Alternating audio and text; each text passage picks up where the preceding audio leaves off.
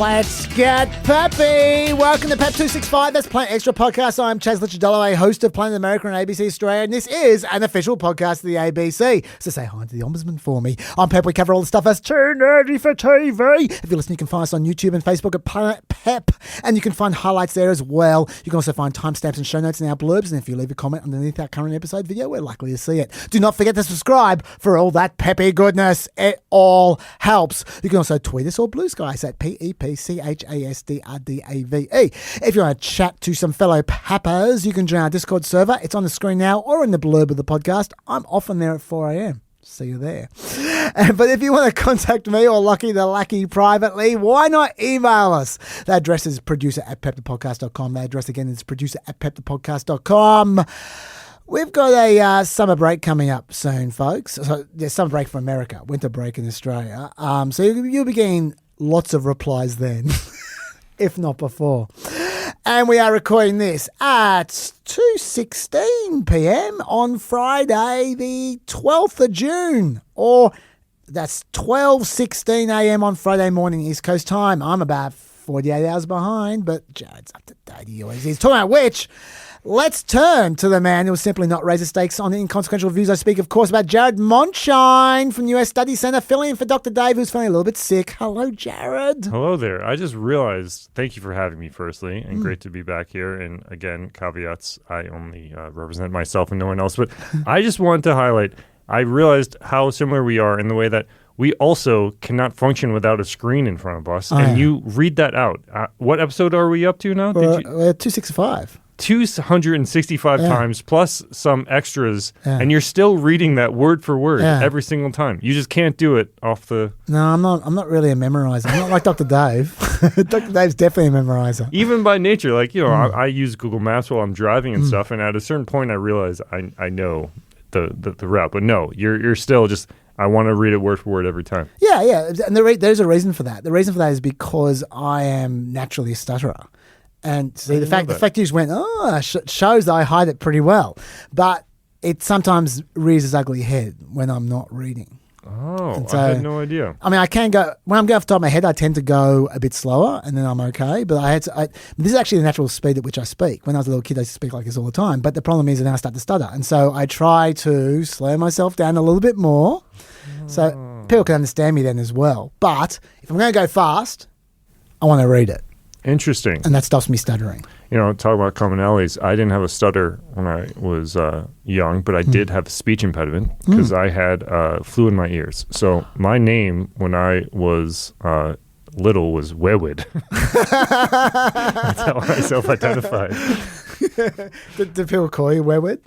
No more. We've gone over this. No nickname ever sticks. but yeah, my sister had to be my translator, and her name Sabrina. I called her Dida. Yeah. Because it was like being underwater. I couldn't hear high pitched noises like S's and T's and F's. If you were born in Australia, that would 100% be your nickname for life. Wawed. Yeah.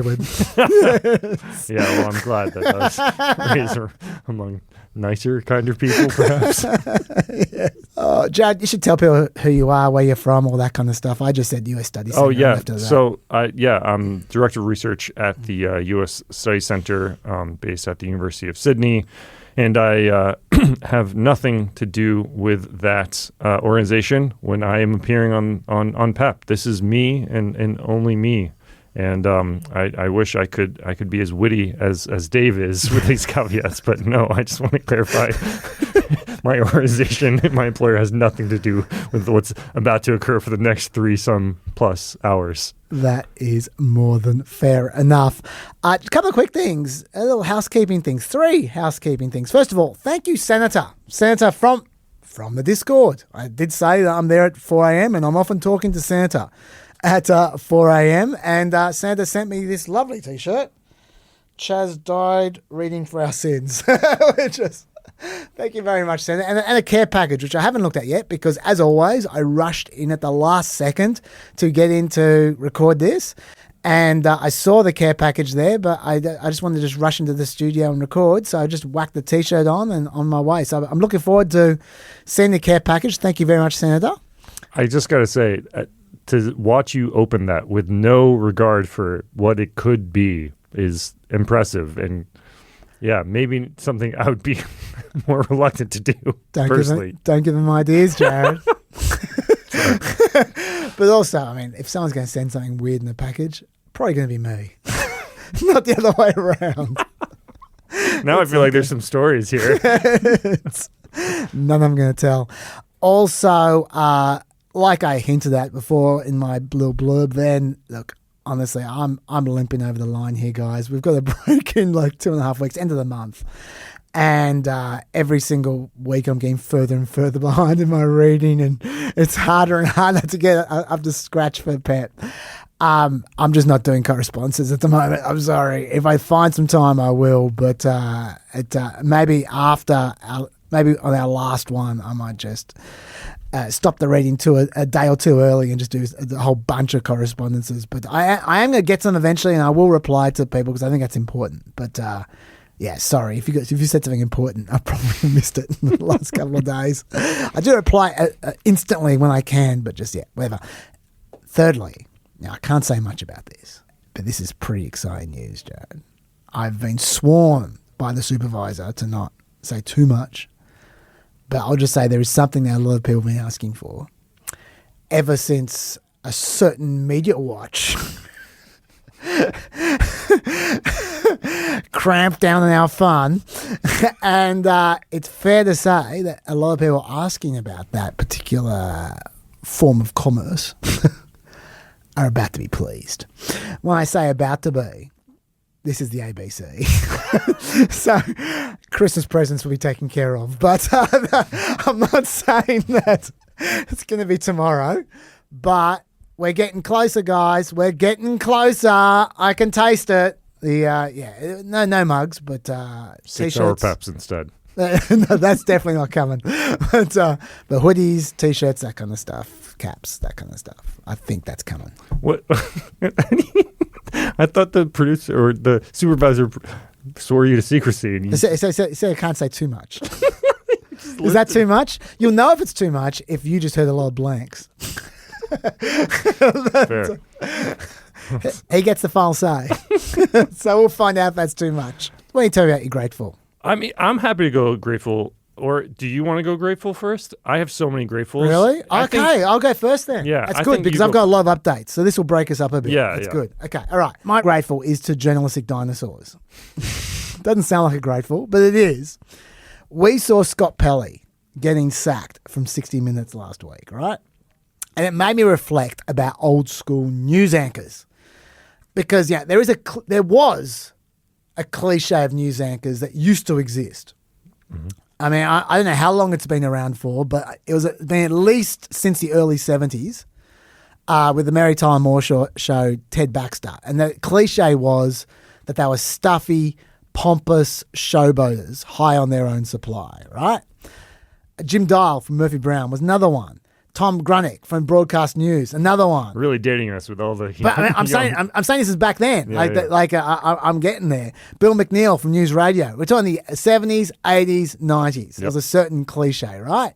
Even though they're all stuffy and pompous and up themselves, they were actually competent journalists. They always were competent journalists. There was never a hint that they had no idea what they were doing. They were bumbling fools. They were just full of themselves. That's all, right? But then it changed. From the early zeros, it changed. The Anchorman cliche came around. It wasn't just Anchorman. Like, there have been all kinds of sketches since then as well, where you have this Ron Burgundy style moron.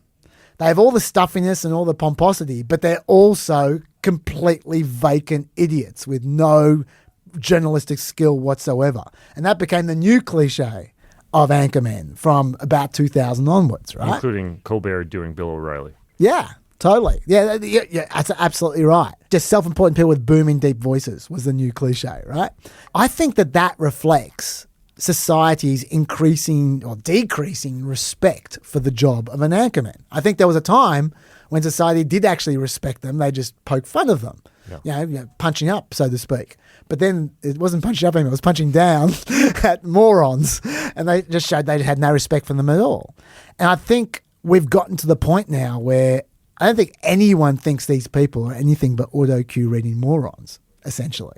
I think people would be astonished that any of these anchors actually do any of their own work. They'll just assume it's just a pretty face or an old-looking face that they just put in front of the camera. And the complete indifference to Scott Pelley being sacked from 60 Minutes, I think reflects that. Now, when I say the complete indifference, I don't mean people aren't making a fuss about it.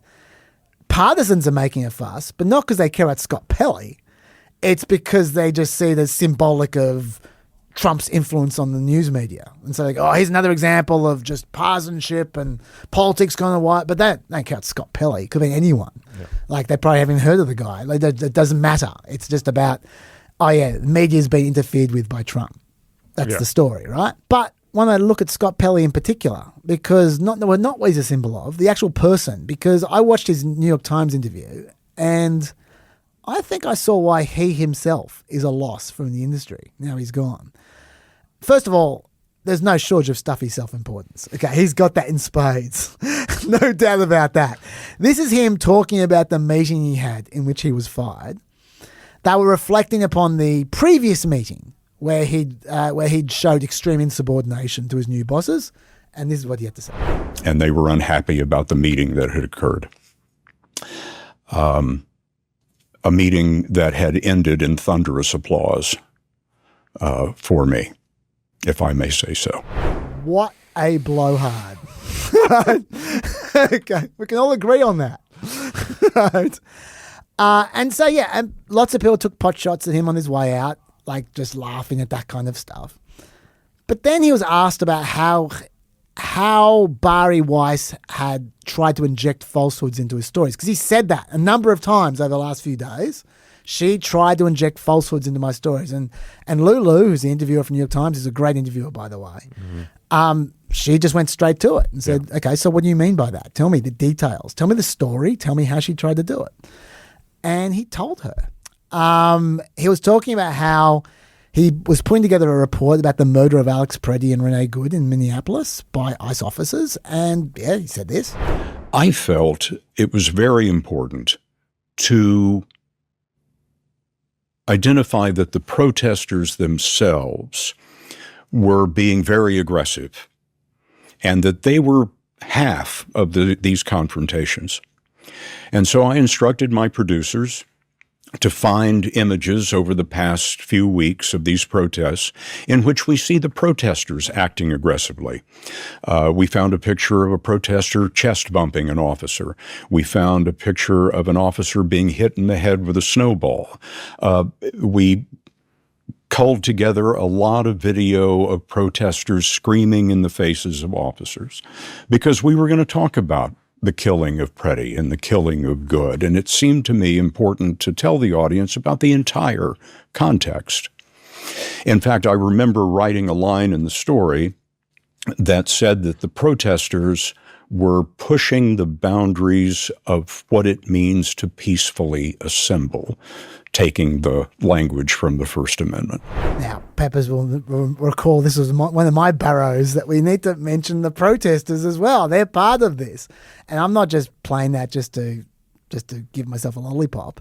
I'm playing that just to show that he cares about the context, right? Yeah.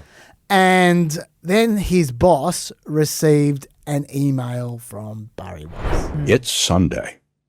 We're going on the air that night. And in the case of stories that are, as we say, crashing, meaning right against a deadline, our deadline on Sunday is noon. So we work on all of these things. We get the piece approved by everyone. And about 4 hours after our deadline, Bari Weiss sends an email to my boss, Tanya Simon. Two of the things in the email include, can we make the protesters look more violent? Now, I'm paraphrasing. I don't have the quote, but that's what was communicated to me. And the other thing was Renee Good's car. You need to describe her as driving toward the officer. This is not what you see on the video.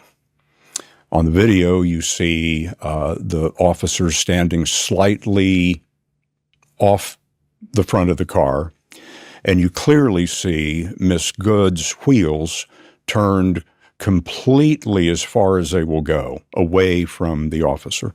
The video showed that the officer wasn't standing in front of the car and she wasn't driving toward him, but that's what the president said about that, and that's the way she wanted it described. To be clear, there were lots of videos that showed different moments of that interaction, Mm-hmm. and there was many analyses subsequently about what exactly through those various videos had actually happened. Including an excellent one by the New York Times. The video that I showed in our piece clearly showed the officer's feet. So if he's standing in front of the car, you can't see his feet. And it very clearly showed that the wheels were turned away from him, what appeared to be the maximum turn until the wheel had stopped. Oh, I know as well the precision with which he described that story. Very, very precise. Like his information was, there's nothing ambiguous about it at all. Very sharp. He then went on to say that he tried to fulfill both of her instructions. His people went over all the footage of protesters that they could possibly find, and he went over all the footage of the shooting again in stop motion. But when he was satisfied that Weiss was just wrong on both grounds and they were running out of time, he refused to make any further changes to the story. And he said she never mentioned it again. There was no repercussions at all. He was then asked by Lulu about what the problem was with Weiss's request, given she didn't retaliate against him at all. She made her suggestions and then she shut up. This is what he said. Well, it was the interference that's a problem, especially in a story that's been approved by the top editors. And the bigger problem, Lulu, frankly, is not any kind of political influence. The problem was the incompetence. You don't break a deadline. Now this is 4 hours after. That episode of 60 Minutes came within 19 minutes of not making air. The entire hour of 60 Minutes. It was the night of the Grammys. 60 Minutes was the lead into the Grammys. And we almost didn't have a broadcast. 19 minutes. I can't imagine that's ever happened before. And I pledged to myself at that time that no matter what Barry Weiss wanted to do in a story, I would never break the deadline again, because we put the entire network in jeopardy. So what you're seeing there is someone who is journalistically professional, thorough, cares about their product, is willing to risk their own job for the sake of story quality, and most of all, they understand the requirements of TV news. Yeah. He's gone, probably to be replaced by people who are worse at all of those things. Mm-hmm. Certainly the boss who fired him seems to be worse at all those things. And that professionalism that I just described is rare as hen's teeth, and I don't think people respect it anymore. I don't think people even understand it anymore. The people cheering Pelly's firing, they won't know what's lost. They won't care what's lost. Yeah. It'll go right over their head. They'll go, oh, there goes the blowhard. And as these old journalistic dinosaurs die out, and they're replaced by much more self-aware, harder to mock, savvy operators, the new brigade are going to be, they'll be harder to criticise for being stuffed shirts and pompous, but people aren't going to know the positive qualities of the old school news anchors that they're not going to have or have less of. And to me, that's sad. And look, obviously our hope is that new generations of news people will combine modern ethoses with the news standards of old. Everyone, presumably people in the industry try to do that. I mean, I'm not even a journalist and I try to do that. But it remains to be seen how well any of us are going to pull that off. And I've got my doubts, to be honest, for all of us. So to the dinosaurs, I'm grateful. What are your thoughts? Yeah, I fully agree. We should be grateful for these journalistic ethics. And it is a sad loss that they're going. At the same time, I have to wonder whether he can just take them to a different medium. right? And bring them not to 60 Minutes, which he talks about in that interview how he had one like the audience was 2.5 billion people, a third of humanity. I don't know if you caught that. I don't know what metric you're using to get to 2.5 billion, Scott. That's not so precise.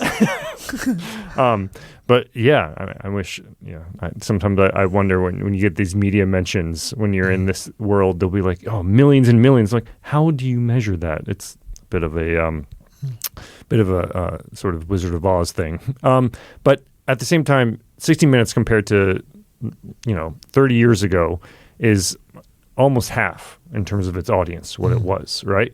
And I think everything is except for football. Yeah, except for the Super Bowl. Except for American football. Yes. And so you just I'll talk about this in my Griffles, but you have to adapt. You have to move forward. And clearly CBS is under new ownership, and he can, take his skills elsewhere. And as that's a LeBron James reference. No one gets it. Take his skills to South Beach. Sometimes I forget I'm non-basketball obsessive community. But no, like the way that he comes off in that interview, like talking about, if I do say so myself, a clap, applause, and then saying, my wife and I had a hiking trip in the Canadian Rockies planned, and I wasn't going to be able to be at the meeting, but then she and I talked about it and realized that this was an existential moment for 60 Minutes, and I canceled that vacation so I could be there. I was like, oh, Nick, you're really not helping yourself here. No, he's not. And the way that he said it was like losing a wife. And then he said, I've been married for 42 years, but I worked there for 37 years. I was just like, at the end of the day, you need to adapt. And it's a bit sad to see that skill set go. But at the end of the day, that doesn't mean that he's dead. He can just take his skills and do something elsewhere with them. He's, 66, 67? 69. Yeah. 69. It's pretty hard to start again from there. He doesn't have to start again. He can work with other former 60 Minutes. He talks about how they basically decapitated most of the staff there, the senior producers and everything. Just work somewhere else. And you just are with the same team but under different ownership. Like there's so many. Like the barrier to entry in this media environment has never been lower, right? Like we don't have to like bemoan the loss of this. Yes. It is bad in my view, and I wish 60 Minutes maintains journalistic integrity, but that's not the only game in town. Yeah, and I completely acknowledge that. And look, and maybe he just might land in a completely different, like just another TV show or a cable news channel or whatever. Like, sure, absolutely. But what I'm saying is, this was not about Barry Wise. No. Right? This is about a trend that I think has been coming for a while without Barry Wise. For the next 6 months or next year, he might find another gig or whatever. But I'm talking about in 3 years' time, in 5 years' time, they're all going to be gone. And it's just and they're not necessarily going to be gone because of politicization. They're going to be gone because they're not appreciated. And no one's going to watch them because they don't appreciate them. Yeah. But I feel like if he were to have a social media channel, like an Instagram show or something with other 60 Minutes producers, I feel like he could get an audience. You just have to adapt with the times. Maybe on Facebook, so there's more old people watching. Yeah, there's I don't know. Like what I think about is Conan O'Brien recently gave a commencement speech at Harvard. Yeah. And I think you were talking about how wise Conan O'Brien is, and I think we both share respect for him. And it's amazing how he's simultaneously remained super well known while being really nonpartisan. He's talked about this and how he navigates it. It's really remarkable. But his commencement speech, which we can put in the show notes, because he famously went to Harvard. And in his commencement speech, he talks about a range of different things. But one of the first things he talked about is how going to Harvard is not something that helps you as a comedian. But he didn't run away from it. He didn't try to deny it. he just allowed it to be not the first thing people thought of when they got to know him in his comedy. And so Harvard was one of many things that he was a part of his story, but it was not the first thing like it was when he first started out. But his commencement speech is great because he talks about a few things, including embrace humility, allow yourself to fail, appreciate and recognize the many people who helped you along the way, and master the art of the pivot and to change direction. And he talks about how, again, this is maybe a bit too American-centric, but if there's any podcast that will indulge me as this one, he famously took over the Tonight Show from Jay Leno, and then Jay Leno controversially took it back. Yes. And it was a huge controversy in the U.S. media landscape, but also in the comic world. It's like, how could Jay Leno do this? Totally. And especially, there's no question though that Conan O'Brien's audience was just not where Jay Leno's was. And so O'Brien talks about in this commencement speech how he lost his dream job after working for it for decades and saw it get taken by Jay Leno. But then he saw the entire industry disappear as a whole, and the late night show industry is gone. But he also talked about how, I think it was in this clip, if not in this speech, if not somewhere else, he talked about how he went on Hot Ones, the YouTube show, and he rubbed hot sauce on his nipples. And that clip got more traffic than anything he'd ever done on the Tonight Show, right? And he realized that he had to pivot, right? Yeah. And he had to move to a different audience. Like, his comedic skills are not gone, but he just pivoted, right? And his podcast, Coco Needs a Friend, it's excellent. And the way that he... And again, he talks about this in his commencement speech, embraced humility and said, okay, I lost this. I could either bemoan it and write a book about what happened and how many days he was in the job for before Jay Leno took it away, or he could try to pivot and do his podcast. And he was one of the first to do a major comic podcast of his stature, and it's turned out to be an unbelievably huge success.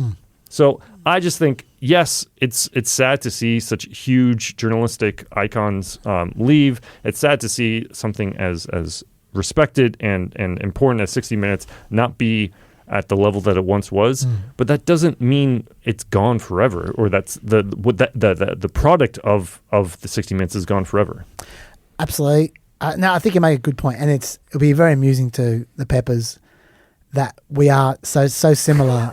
That I actually literally talked about exactly the same thing from Conan O'Brien about a month ago. But you put more into it. It's not a complete repeat, but it's just funny that we think the same way. Forever. I'm grateful for excellent diplomats, and it's a skill set that I don't think is appreciated enough. I think a lot of people just see him as just faceless bureaucrats. But I think there have been some excellent diplomats in Australia. There's also some excellent Australian diplomats, but I happen to work with the foreigners here. And one actually has just left Australia, and that was Taiwan's de facto ambassador, Douglas Hsu. He had just cut his posting in Australia a bit short because of some health reasons and returned to Taipei after being here a few years. He was an excellent ambassador. We interviewed him on the USSC podcast, and he was an excellent ambassador during a time when Australia was going out of its way to stabilize relations with China. So he very well could have been a not excellent ambassador and just been angry and been like, what is Australia doing? Why is Australia doing this? But no, he was effective. And other ambassadors who have been effective, or one current one is the current Ukrainian ambassador. I know him as Vasil, and he is someone who's also very effective. And another one who was here some years ago was the U.S. acting ambassador, Jim Caruso. And why though am I highlighting these ambassadors and what made them effective? I think they were all effective because they were humble. They had integrity, they had great critical thinking, they had a work ethic, and they were adaptable and resilient. I don't think any of these guys studied how to make TikTok videos, right? I don't think any of these guys studied how to deal with social media like that. They're not being adaptable. Well, that's the thing. And like, these guys were humble enough. All three of these men were humble, have been humble enough to and diplomatic while being humble to engage with diverse audiences, and I think it's in their own self-interest to do so. But sometimes these diplomats, they have what in the South we call all hat no cattle, right? And it's just like they're all ambition. They want the fancy literal red carpet at times, but then you get into the meeting and you're just like, what do you have to say? Nothing. They're just sort of vacuous. But all of these guys if you put them in any audience, they would know how to adapt to that audience. They know how to connect to that audience. They know to talk about their homelands in a way that was compelling, and they didn't lecture and said they met people where they were, not instead of where they want to be. Jim Caruso, I don't know if you remember this, in 2017, 2019, when he was the acting U.S. ambassador, he was the ambassador at the time when the Trump administration was literally disagreeing with itself in public. Do you remember that, with Nikki Haley being like, I don't know what those guys are doing? Jim Caruso, he would come to the study center at the University of Sydney, and he would engage with a whole room of mostly Chinese students and been like, give me any question you want. It takes a level of critical thinking and a level of resilience to be able to do that. So many diplomats just shy away from that and be like, oh, I don't know if I want to do that. And but it's like, you have to be nimble. You have to like be ambitious and realize that you can either like wait for the perfect form for when you want to give your prepared speech, or realize that that's not where we are anymore, and adapt and take a different tack. So that's what I'm grateful for. I'm grateful for a number of diplomats, most recently Douglas Hsu. Very nice. I want to go through a couple of quick updates, and then we'll get into some other stuff. There's quite a few updates, but I might cut a couple. We'll see as we go. First of all, reconciliation. Congress has finally passed $70 billion in funding for ICE and Customs for the next 3 years through the process of reconciliation. The final bill had nothing to do with the ballroom. They had no ballroom funding in it. It also had nothing stopping the slush fund from occurring. At one point in time, they were going to put a stop on the slush fund there. They were of the opinion the slush fund's gone, doesn't need for us to do anything to it now. It ended up passing 52-47 in the Senate, and then 214 to 212 in the House. Do you have any thoughts before I go on that? No? Okay, some conservatives have jeered at the Democrats about what their resistance got them in the end after 6 months of messing around. The bill still passed. Yeah. They got 3 years of funding for ICE anyway. No reforms to ICE whatsoever in the end. Early on, they were negotiating for a proper pass through the Senate, not through reconciliation, with the Democrats' stamp of approval in return for reforms. All kinds of reforms, like not wearing masks, that kind of stuff, ID on the uniforms, all that kind of stuff. And I must say, I had sympathy for the view of those Democrats now, in that I wanted some ICE reforms, and I'm annoyed that they haven't come to pass. But I do. To be fair, I do have to admit that not only did Chuck Schumer, by pushing this particular resolution, create a huge nuisance for Trump and Republicans for like 6 months, but he also created leverage that led to options that aren't, to outcomes that aren't so obvious. Like, for instance, the only reason the slush fund, if it doesn't exist now, the only reason it doesn't exist is because of that leverage. Trump shuttered that slush fund because he knew Republicans were about to put something into this bill to defund that slush fund. So Trump gave up, theoretically. It might come back. It might be resurrected. But it's much less likely to be resurrected after the pretzels that Trump has tied himself in because of the funding leverage that they had through this method, the reconciliation method. So if I was the Senate leader, I would have preferred to have reforms against ICE because I'm obsessed with ICE and immigration. I acknowledge that they got quite a lot out of that delay. They didn't get nothing. That's not true. Do you have any thoughts on this? No, fully agreed. And I think Schumer has not gotten a lot of respect. Unlike Nancy Pelosi, he's just not seen as an effective leader in the way that she was. And I think this is one instance where playing the long game, he actually ended up gaining some leverage. I mean, Nancy Pelosi was so ruthless that she would tell Democrats, because she was obviously the number one bête noire for Republicans, and Republicans would campaign against her all the time. And Nancy Pelosi would tell Democrats, look, campaign against me, run against me all you want. I just want to win. Yeah. You know, she was just win, baby. Yeah, just win. That's it. And I don't know if Schumer has that level of ruthlessness, but this is one instance where he has, I think, played his cards effectively. I agree. Even though I disagree, if you know what I mean. John Bolton, update. He's pled guilty to a single felony count for illegal retention of sensitive national security documents. That means up to 60 months in jail and a $2.25 million fine. I think he's expecting the fine, but not the jail time. Right. I think that's what he's expecting. We'll see what he gets. Recall that John Bolton, last year it came out, the indictment, that he emailed, I think it was last year, maybe in the beginning of this year, he emailed the contents of his private diary, I think it was last year, to his wife and daughter when preparing his book. Yep. And that's 1,000 pages worth of information about his day-to-day activities as National Security Advisor, some of which were top secret. There's no doubt that he was breaking the law when he did that. 100%.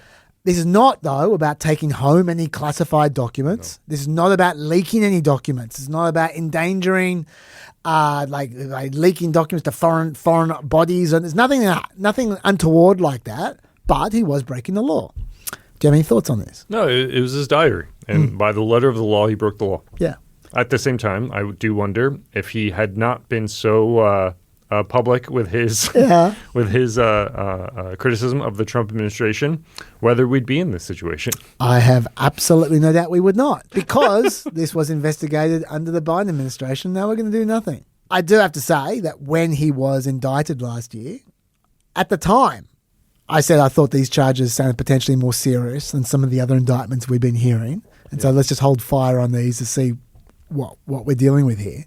And yes, this means that now yet another of Trump's enemies gets punished for mishandling classified information when they did much, much less mishandling than Trump did, and with none of the obstruction. Yep.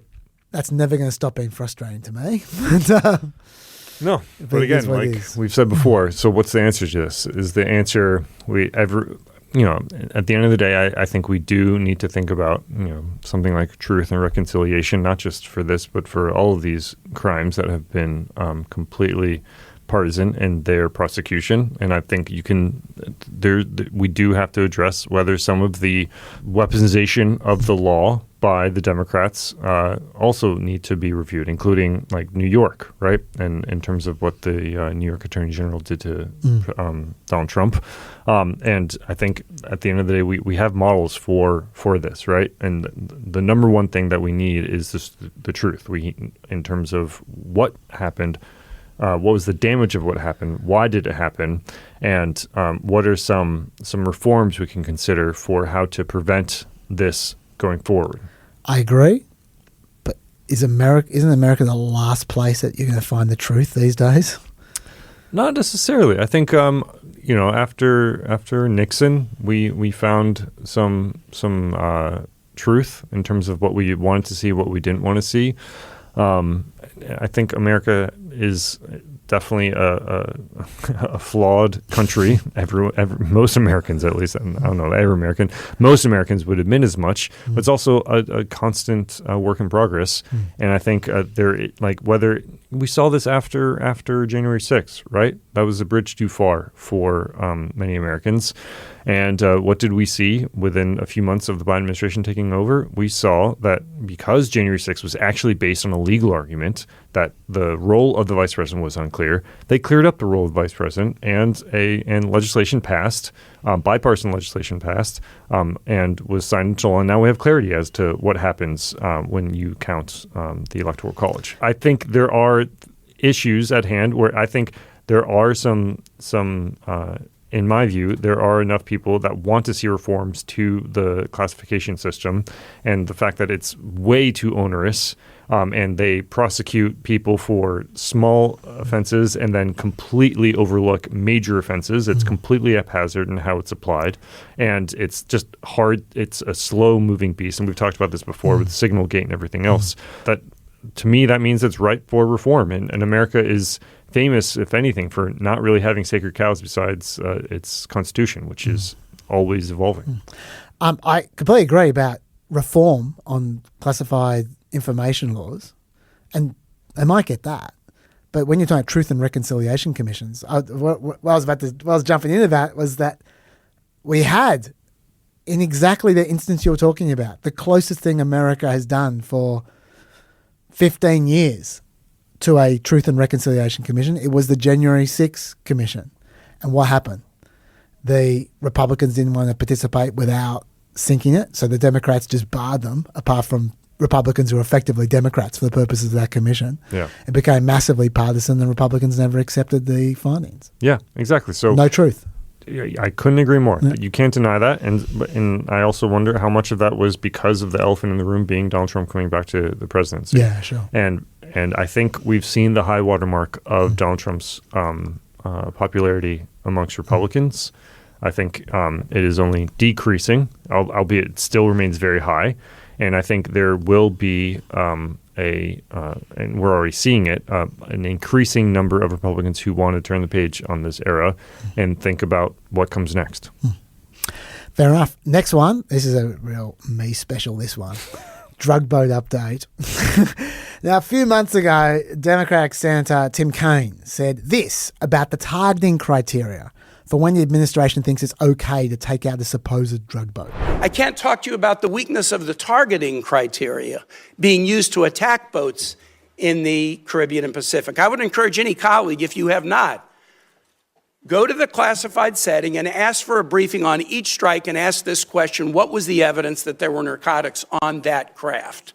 You will be very surprised if you ask that question about every strike. So that was interesting. Tim Kaine was clearly frustrated, but he couldn't shed too much light on matters there. Now, to give some context, Tim Kaine is a Christian who took a leave of absence from Harvard Law School when he was a kid to undertake missionary work in that region. Yeah. Honduras he went to. In 1980 and 1981, he volunteered in a Catholic school, taught them carpentry and welding. So he's got some knowledge and interest in the region, right? Broadly, the broad region. I know they're not next to each other. Yeah. And he didn't let this thread go. Last week, he came back with more. He made an astonishing claim when questioning Marco Rubio, which I'm not going to play you long because this matters, and I bet you haven't heard this anywhere else. I'm not allowed. I know what the targeting criteria are because of briefings I've had in this committee and the Armed Services Committee. It's all been in classified. And I'm not allowed to discuss the targeting criteria because they've only been shared and classified. But I don't think I'm prohibited from describing things that aren't targeting criteria. So I'll give you an obvious example. Everyone on the boat is right-handed. That's not a targeting criteria. It would be ridiculous. Everyone on the boat is what? Everybody on the boat is right-handed. That's not a targeting criteria. It's obviously not a targeting criteria. It would be improper for it to be a targeting criteria. Here's one that's not so obvious and that surprised me. There's evidence of narcotics on the boat. That is not a targeting criteria.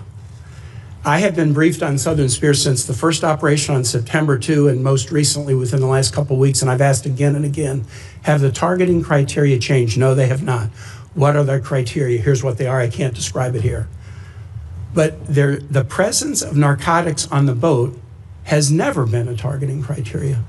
Would you have any ability to explain? And the administration could have picked that as a targeting criteria. They chose items that were targets, that authorized the use of the U.S. military to sink boats and kill people. But they have not used the presence of narcotics on the boat as one of the targeting criteria. And I would suggest to my colleagues, if you go look at the individual files of all the strikes, and I've looked at the first 46, they are consistent with what I've just said about something that's not on the list of targeting criteria.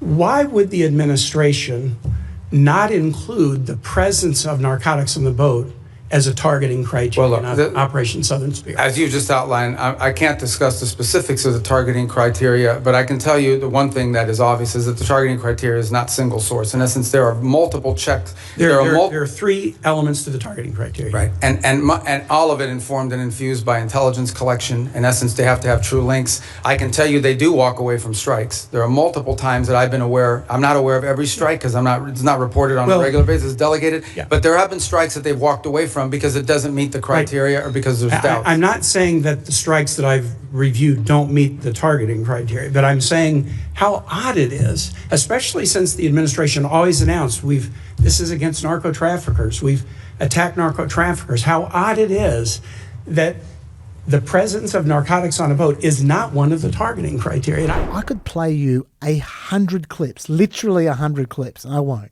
but I could, and show you literally 100 tweets, if I wanted to, of the administration people talking about saving X lives because of all the drugs that they have blown out of the water.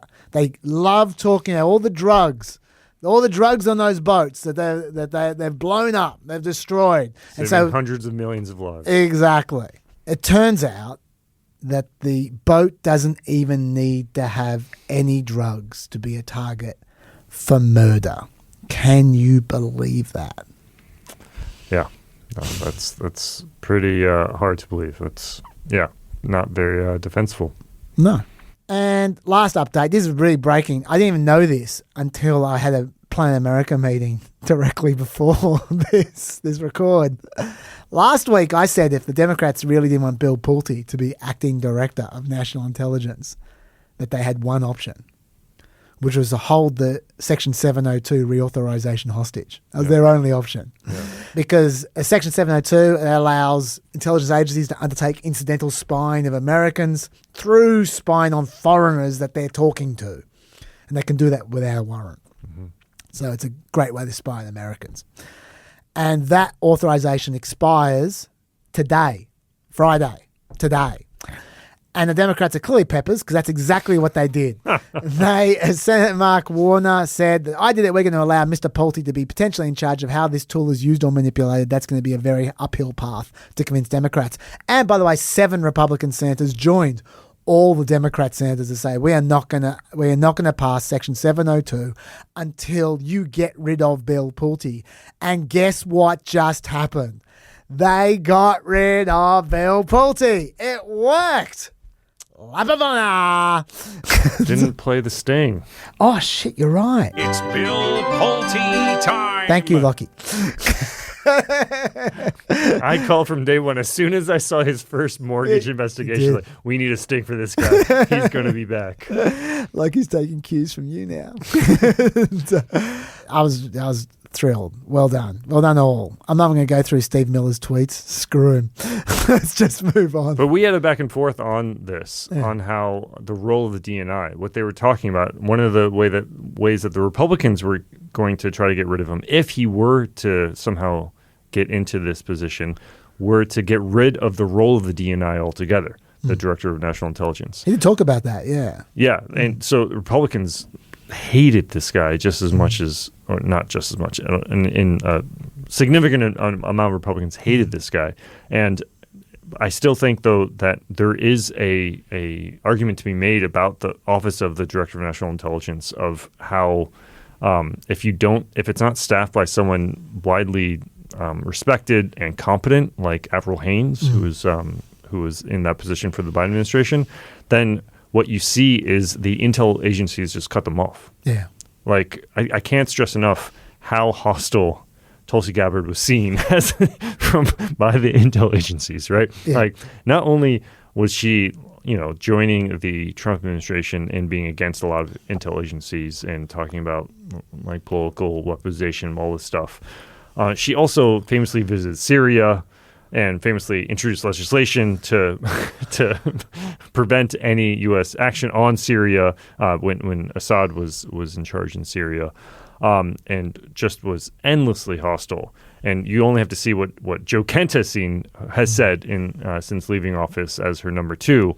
And to see that these guys did not exactly have conventional views of America's adversaries or its allies and partners.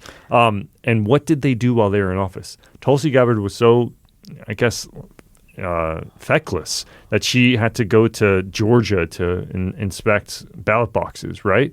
And so I even if Trump follows up with someone else in this position, I think the intel agencies have a lot of skills in getting outcomes that are more favorable to them than not. Absolutely. Like you said, the CIA cut off Tulsi Gabbard completely. And I think I mentioned last time when I was trying to build Pulte, that there was a joke, an internal joke apparently, that DNI stood for Do Not Invite. It was Tulsi Gabbard. Yeah, exactly. Yeah, they have actually, I believe, announced the next acting DNI, which is Jay Clayton. Yeah. So he's not a Bill Pulte at all. Okay. He's pretty Trumpy, but he's in the realm of the normal, not in the realm of the Pulte. Let's see. Yeah. Let's see. You never know. That's true. Todd Blanche was in the realm of the normal once. And we'll get back to him. Why don't you tell me about Iran? Iran. So what's happened since you last did PEP a week ago? Yes. Is we've seen escalated tensions between the U.S. and Iran, especially after an Iranian drone downed a U.S. Army Apache helicopter. That basically led to 2 days of heavy U.S. Strikes on Iranian sites, military and infrastructure sites. And of course, per usual, President Trump announced that a great settlement had been reached. No settlement has been reached. No. And so specifically what we saw was the U.S. targeting radar sites, air defense systems, command stations in southern Iran. And we saw the U.S. forces disable multiple tankers allegedly trying to transport Iranian oil. And then we saw Iranian retaliation, launching drone and ballistic missiles at U.S. Military sites in Bahrain, Kuwait, and Jordan. And Iran announced the total closure of the Strait of Hormuz to shipping traffic, although the U.S. military disagreed with that. I guess this is what they call snafu at times, situation normal. And once again, we have the Charlie Brown football dilemma with President Trump saying on the precipice of a peace deal, and then we're not actually at a peace deal. And I think at the end of the day... So what stage are we at the peace deal's coming tomorrow? Is that where we're at? I've lost track. Okay. It's gone back and forth so many times. Do you know, CNN had an article about this, do you know how many times? Was it 37? 38. 38. 30, I saw that. Yeah. 38 times that Trump has, in social media posts, public appearances, and phone calls with the media, said that a deal is nigh, or he's claimed that Iran was desperate to cut a deal. 38 separate occasions. Exactly. So that's the thing. Like, by the time this actually goes out, who knows where it will be? But sure. In my mind, I think a couple questions. One, what is where do we think? Actually, I should ask you, do you want to add anything before? Yeah. I got a couple of sort of minor things to add. Yeah. Well, they're not minor, but they're short things. Number one, I've been asked by popular request. That's a strange way to put it, but it's true. By popular request, I've been asked for what happened to you telling me about the deaths and injuries. You used to do this every single time we talked about the war, and so I have gone to the trouble of collating them for you. This is according to Al Jazeera. So I'm just using the same numbers every time. Iran, 3,468 dead, 26,500 injured plus. Lebanon is the next one now. 3,696 dead, 11,413 injured. That's quite a lot of dead and injured in Lebanon. Israel, 26 dead, 7,835 injured. Iraq, 118 dead, dozens injured. US military, 13 dead, 381 injured. UAE, 12 dead, 224 injured. Kuwait, 7 dead, dozens injured. Bahrain, 3 dead, dozens injured. Saudi Arabia, 3 dead, 29 injured. Oman, 3 dead, 16 injured. Syria, 4 dead. Palestine, 4 dead. Jordan, 29 injured. And Qatar, 20 injured. So there is that. Another thing I wanted to note, this was a strange development which I thought was worth noting the other day. Marco Rubio, he had a very eventful testimony on the Hill. He seems to have redefined the purposes of the war again. Shocked. I didn't get much coverage this one. I didn't actually see someone note this. I just happened to watch this clip and was like, hang on, how come no one mentioned that? So I'm going to mention it. This is the new definition of the purpose of the war, according to Marco Rubio. We defined victory as destroying their defense industrial base, significantly reducing the number of missile launchers that they possess, significantly reducing their stockpile of drones. And we achieved all of those, in addition to destroying what they had left of an Air Force and wiping out their entire conventional Navy. Those are all gone. So I consider that victory, and we did too, and that was the purpose of Epic Fury. So now the purpose of Epic Fury has nothing to do with nuclear weapons whatsoever. That's interesting, isn't it? Just disappeared out of the list. I found that extremely interesting, so I'll just note that. And the other thing I got two more quick things to note. Question which seems to be growing in importance as the nuclear question seems to be shrinking in importance. A question that seems to be growing in importance is what happens to the $24 billion in frozen Iranian assets. According to reports, Iran's seeking the immediate release of $12 billion as part of any deal. That's their baseline, $12 billion. Any deal. And that's just an interim deal. They'll negotiate for more in the long-term agreement. Bloomberg reports that the negotiations, which are being led by Jared Kushner and Whitaker, Never trust an American named Jared. have apparently bogged down over that issue. Maybe because they've stopped trying on the nuclear aspect. But apparently that issue is where they're bogged down at the moment. According to CBS, Trump has a plan now to use Iranian assets to help US Gulf allies recover from the damage caused by the bombing from Tehran. I say Gulf, I mean GULF. I wouldn't put it past Trump to subsidize his GOLF allies. But in this case, we're talking about the GULF allies. The Gulf is a Gulf ally. That is true. And Iran particularly apparently resents that Kushner is the one doing the deal when he's doing business with every one of the countries who would benefit from Iranian money in this case. So that's a bit of a problem. But apparently that is, according to a number of publications, the major sticking point at the moment and why there won't be a peace deal announced tomorrow, despite Trump's promises. Cynical me. I'm assuming this is a one-off, but I just want to flag this because if this becomes a thing, it's going to be a problem. We talked last week and the week before about Trump trying to find ways to salvage some face out of the big back down, which we all know is coming. Which inevitably. Which to be fair, is sensible. If you're where Trump is right now, we all want him to back down. The option of not backing down is worse than backing down right now, right? When I say backing down, I don't mean kneeling and scraping and yes sir. I don't mean that, but I mean getting out, finding a way to get out of there rather than to escalate. Mm-hmm. All right, they're your two options. All right, actually, there's three options. Three options is to starve them out, to get out, find a way to get out of there, or to escalate. They're your three options, and starving them out doesn't seem to be an option for Trump personality-wise, and it's not an option for the election as well because it's going to take a while to do that, right? You're going to move into midterm territory as far as prices and the economy and all the rest. Like everyone's expecting the oil prices to go up a lot soon if they pursue this, if they keep on this tack. And no one is suggesting it's a good idea other than Pete Hegseth maybe to escalate. So, yeah, him finding a way to get the hell out of there, sure.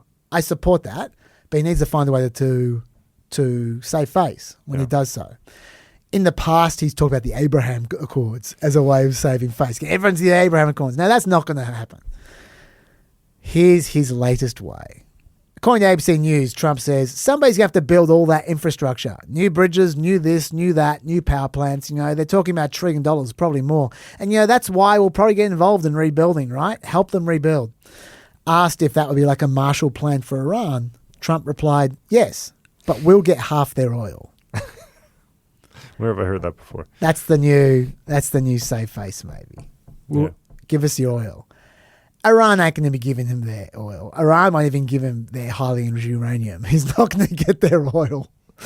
So, anyway, I just wanted to flag all those little elements, and then I'm done. Go.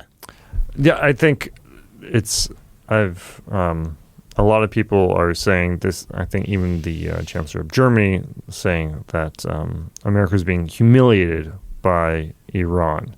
And so the question is, what has America accomplished with this thus far? And I think if the U.S., the Trump administration, were to leave today, it's hard to say that this is not a strategic loss for the U.S. But I still think it's too early to conclude one way or the other on this. I mean, in the same way that you remember when there was a big debate during the Obama administration about striking the Assad regime in Syria after crossing the red line, you could have said, well, Assad is strong and America is not standing up to him, and America is appeasing these people, Tulsi Gabbard included. But where is Assad now? In Moscow. And I think if you look at Iran today, I think it very well could be different in a few years' time, because it is undoubtedly weaker. In my view, the reason why we had protests in Iran in the first place was because the bazaris, the people who just want to make a living and just sell their goods, were protesting, which is unprecedented. Beforehand, the protests had been led by students, by reformers, people voting for the Reformer Party in 2009, people who wanted women life and freedom, and more human rights. And then in the last year, it's been beyond that. So basically we're seeing only decreasing levels of popularity for this government in Iran. And we are also seeing, obviously, it's up to debate to what level, but a decreased military capacity of Iran and only increased economic pressure on Iran. Now, do I think it's going to be able to ride this out in the short term? Probably. It seems like their one skill set, the Islamic Republic's one skill set that they are better at than almost any other, is domestic repression. That's often the case, isn't it? Right.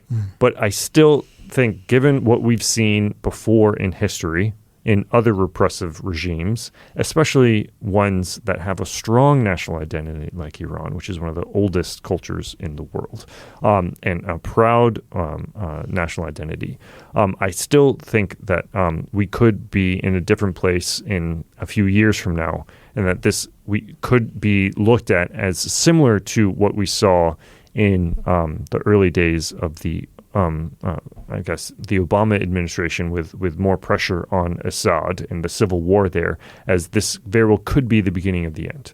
There's a big debate about whether that is or not, but I just, given historical lessons in the past of how these sorts of regimes can look very strong, resilient, but then they quickly dissipate, I just don't think that we can firmly conclude right now that this will be like America's Vietnam just yet. That's fair enough. And so, what do you think America should be doing? Did you agree with what I said before about?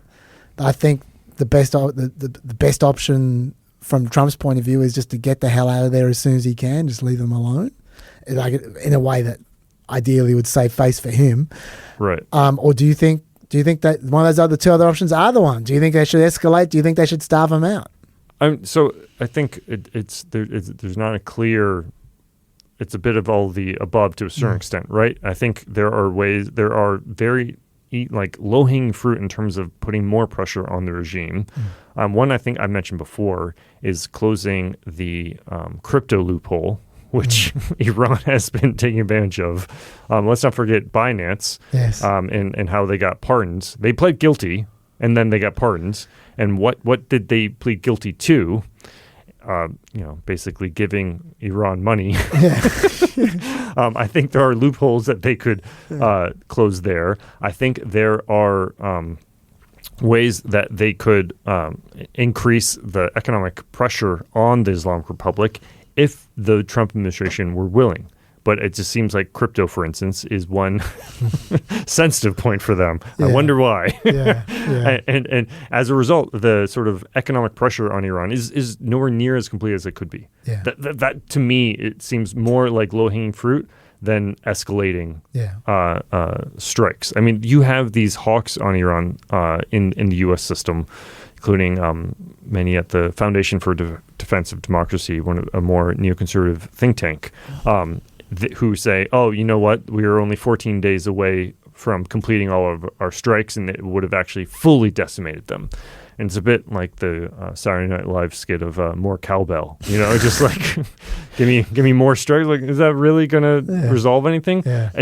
I'm not a military expert. I haven't seen the classified data on where they are militarily, and there seems to be a lot of debate. But to me, from my perspective, what I do know is that it seems like there could be more pressure on Iran than what the Trump administration is doing without kinetic activity. Yeah. And again, looking at history, there are models for how to put pressure on a country without putting lives at stake in the way that the U.S. did in Iraq and Afghanistan. Look at what the U.S. did during the Cold War with Poland, for instance.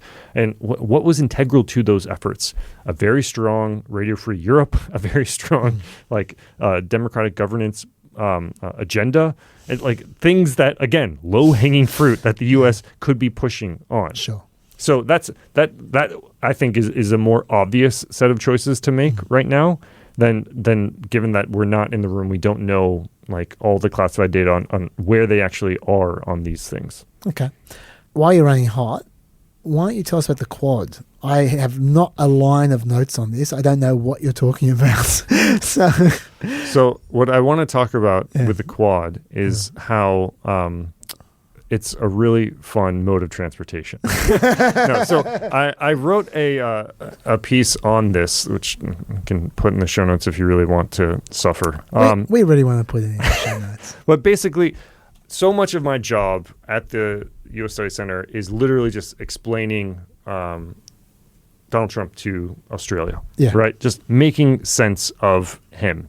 And I'm sure you get this as well, but when you go to your kids' birthday parties or whatever, do people just want to grill you on it and be like, what is Trump doing now, right? And they just ask you stuff, right? Yeah. Exactly, right? Every Uber driver, as soon as they hear what my job is, then, they want to know what the hell is going on. It's been this way we're coming up on a decade, right?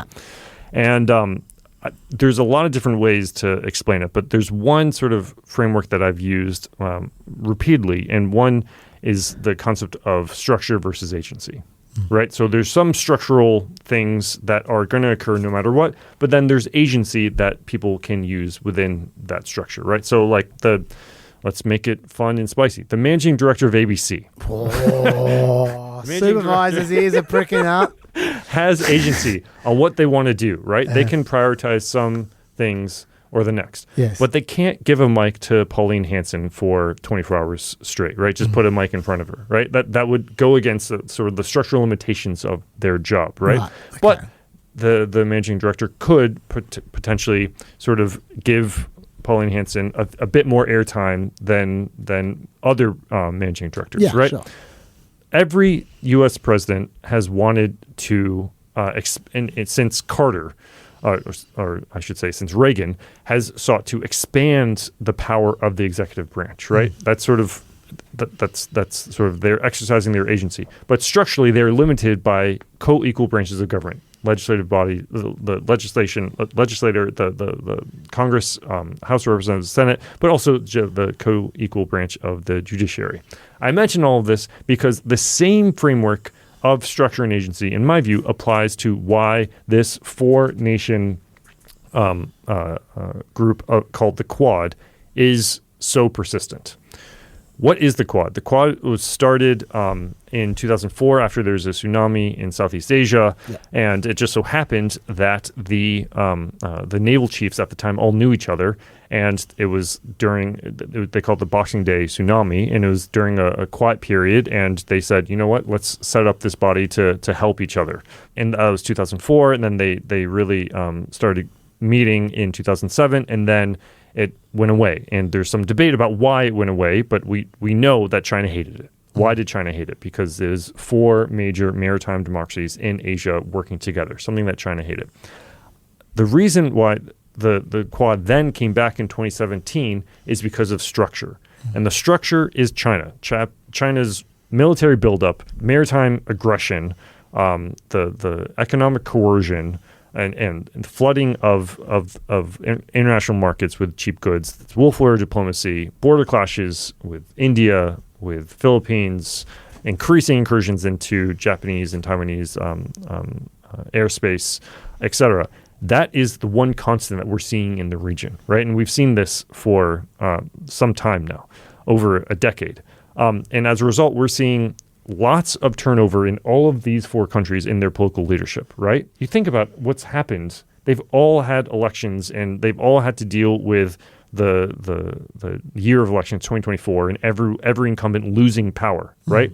All except for except for India. I don't know where I got Sydney from. Except for India, all 4 of those nations have changed their political leaders since 2023. Yeah. And India had a bad parliamentary exactly. election. Yeah. Modi lost power, right? Yet despite that, the Quad is still persisting. And despite the fact that even U.S.-India ties have gone completely downhill. Why is the Quad still persisting? Because of the structure of the region. China is, when anyone asks me why is there still such high approvals for the U.S. alliance in Australia, in Japan, and in Korea, and I say Xi Jinping is the gift that keeps on giving for Americans, right? It's not because that these nations like Donald Trump. If anything, they really don't. Yeah. But they just see no alternative to the alliance with the United States. And India and the U.S. don't have an alliance, but there still is in the eyes of many in India and in Delhi that they need as many levers as possible for an effective counterbalance to China. So they just had a foreign ministers meeting last month, and the challenge though is that they haven't had a leaders meeting. So all the presidents, prime ministers of the 4 countries have not met since Biden. Why is that? Because Modi and Donald Trump are not getting along. Yeah. Supposedly they've mended ties to a certain extent, but still the Indians are still upset about it. No Nobel Peace Prize nomination, sadly. Exactly. Yes. Again, as effective as Donald Trump is at reading his own domestic audience, he is completely indifferent to the domestic audience that other national leaders have. Yeah. So that's why I want to mention the Quad. But I also want to mention the Quad because I think this is one more instance of where the U.S. is, to put it mildly, out to lunch. And this is a unique period when we don't have time to just wait for the U.S. to come back to the table. I've talked about this before in how I wish Australians would be more gung-ho and more ambitious about seeing their role in the world. And it frustrates me that at times there's a tendency to just sort of sit on their hands and wait for more saner heads to prevail. And I'm just saying we don't have time for this. Sorry, I've been talking a long time. Did you want to? No. I was just going to say one thing, which is being a little bit of a smart ass, true. But you're saying we don't have the time for this. As soon as you said that, my first thought was, well, hang on. If we took 3 years out or 4 years out, doesn't matter because the structure doesn't change. You're right. That's a great point. That's a really, really excellent point. The structure of China's pressure doesn't change, but they have not exercised. And the structure is leading to counterbalancing strategies amongst the region, right? Even countries that usually don't work together, like Japan and Korea, are now working together in almost unprecedented ways. That's not because they've reevaluated their takes on World War II. No, the tension is still there and very well may rear its head again.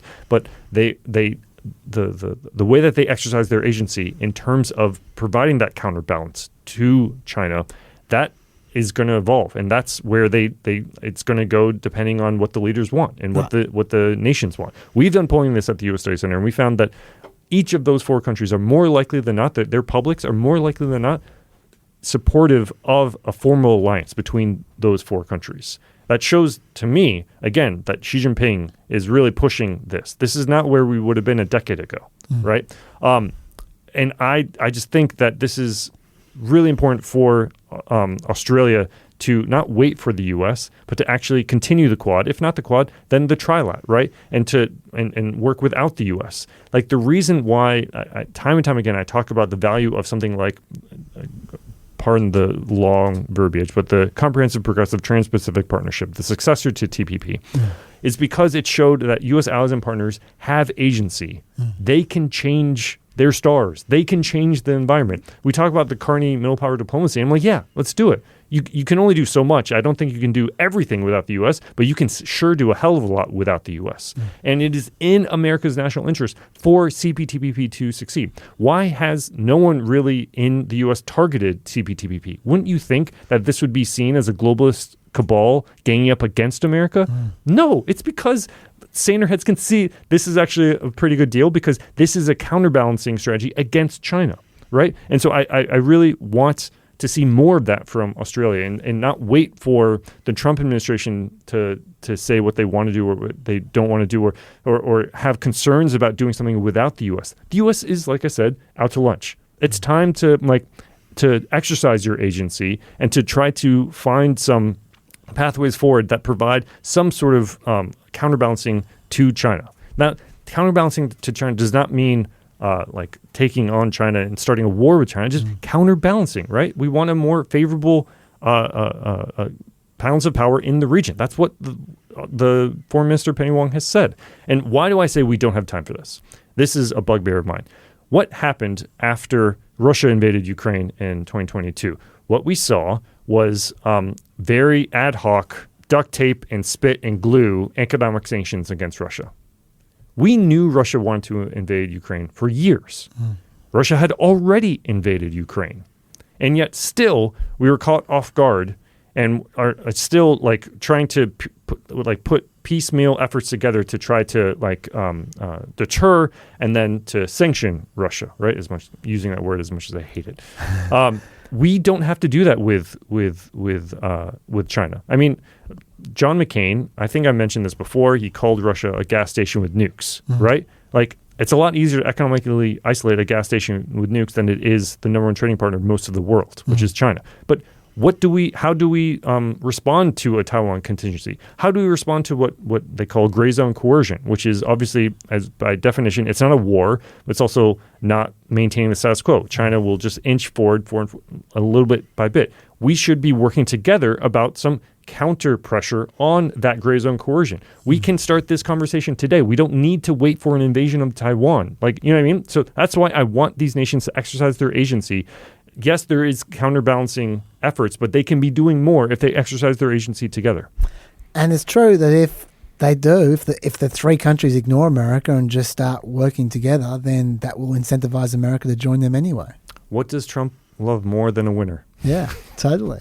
So Absolutely. yeah, I want these countries I want to just encourage them to do more while the U.S. is obviously consumed by domestic issues. Well, the good news for you is that India, Japan, and Australia, all peppers. So hopefully they'll listen to reason. Sorry, that was a long diatribe. No, it was, dude. By my standards, that was a toilet break. That was very short. That was to get me started in the Supreme Court. See how long it takes.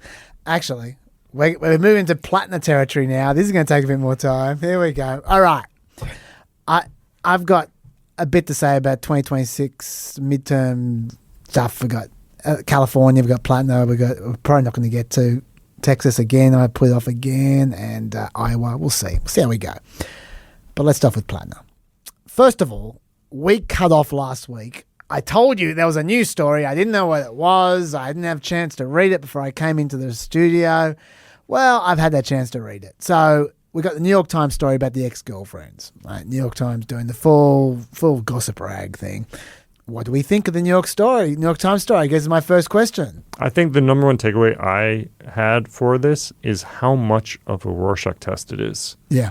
It is remarkable how the centrist Dems are concerned by it. The progressive Dems are saying this is a nothing burger.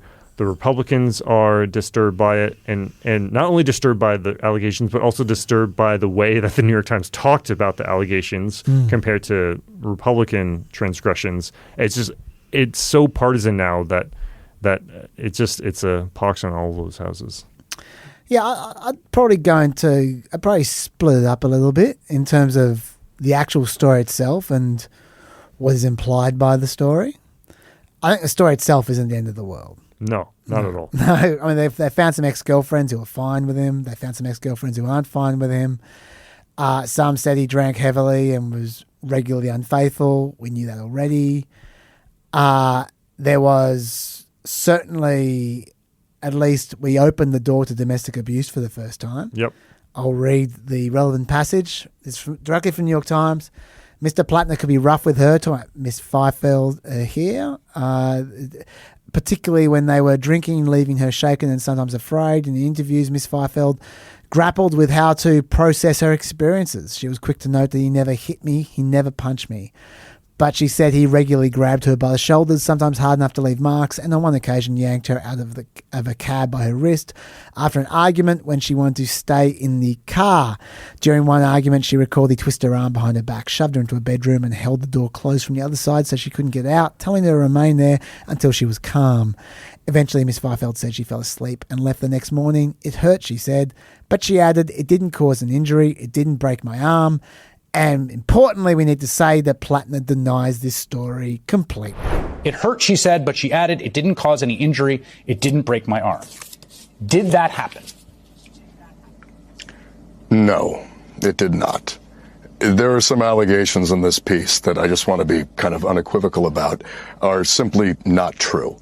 Anything alleging physicality, anything alleging that I knew what my tattoo was, these are the statements of someone who's politically motivated.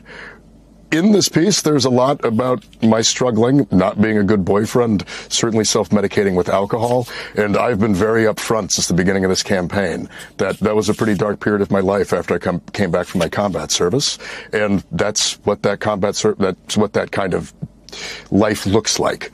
And so there are things in this that I absolutely will take responsibility for and have been speaking about openly for months now. But those serious allegations are just not true. Fifield also said this, also quoting from the New York Times. She said he kept an AR-15 lying around his apartment on Capitol Hill and would sharpen an axe, a relic from his time working on the Appalachian Trail before he enlisted in the Marines while watching television. He had what she described as a warrior ethos and would fantasize about killing people he deemed a threat, she said. She said he told her that rape was about power. It was something that stuck with her throughout the years, Miss Fifield said.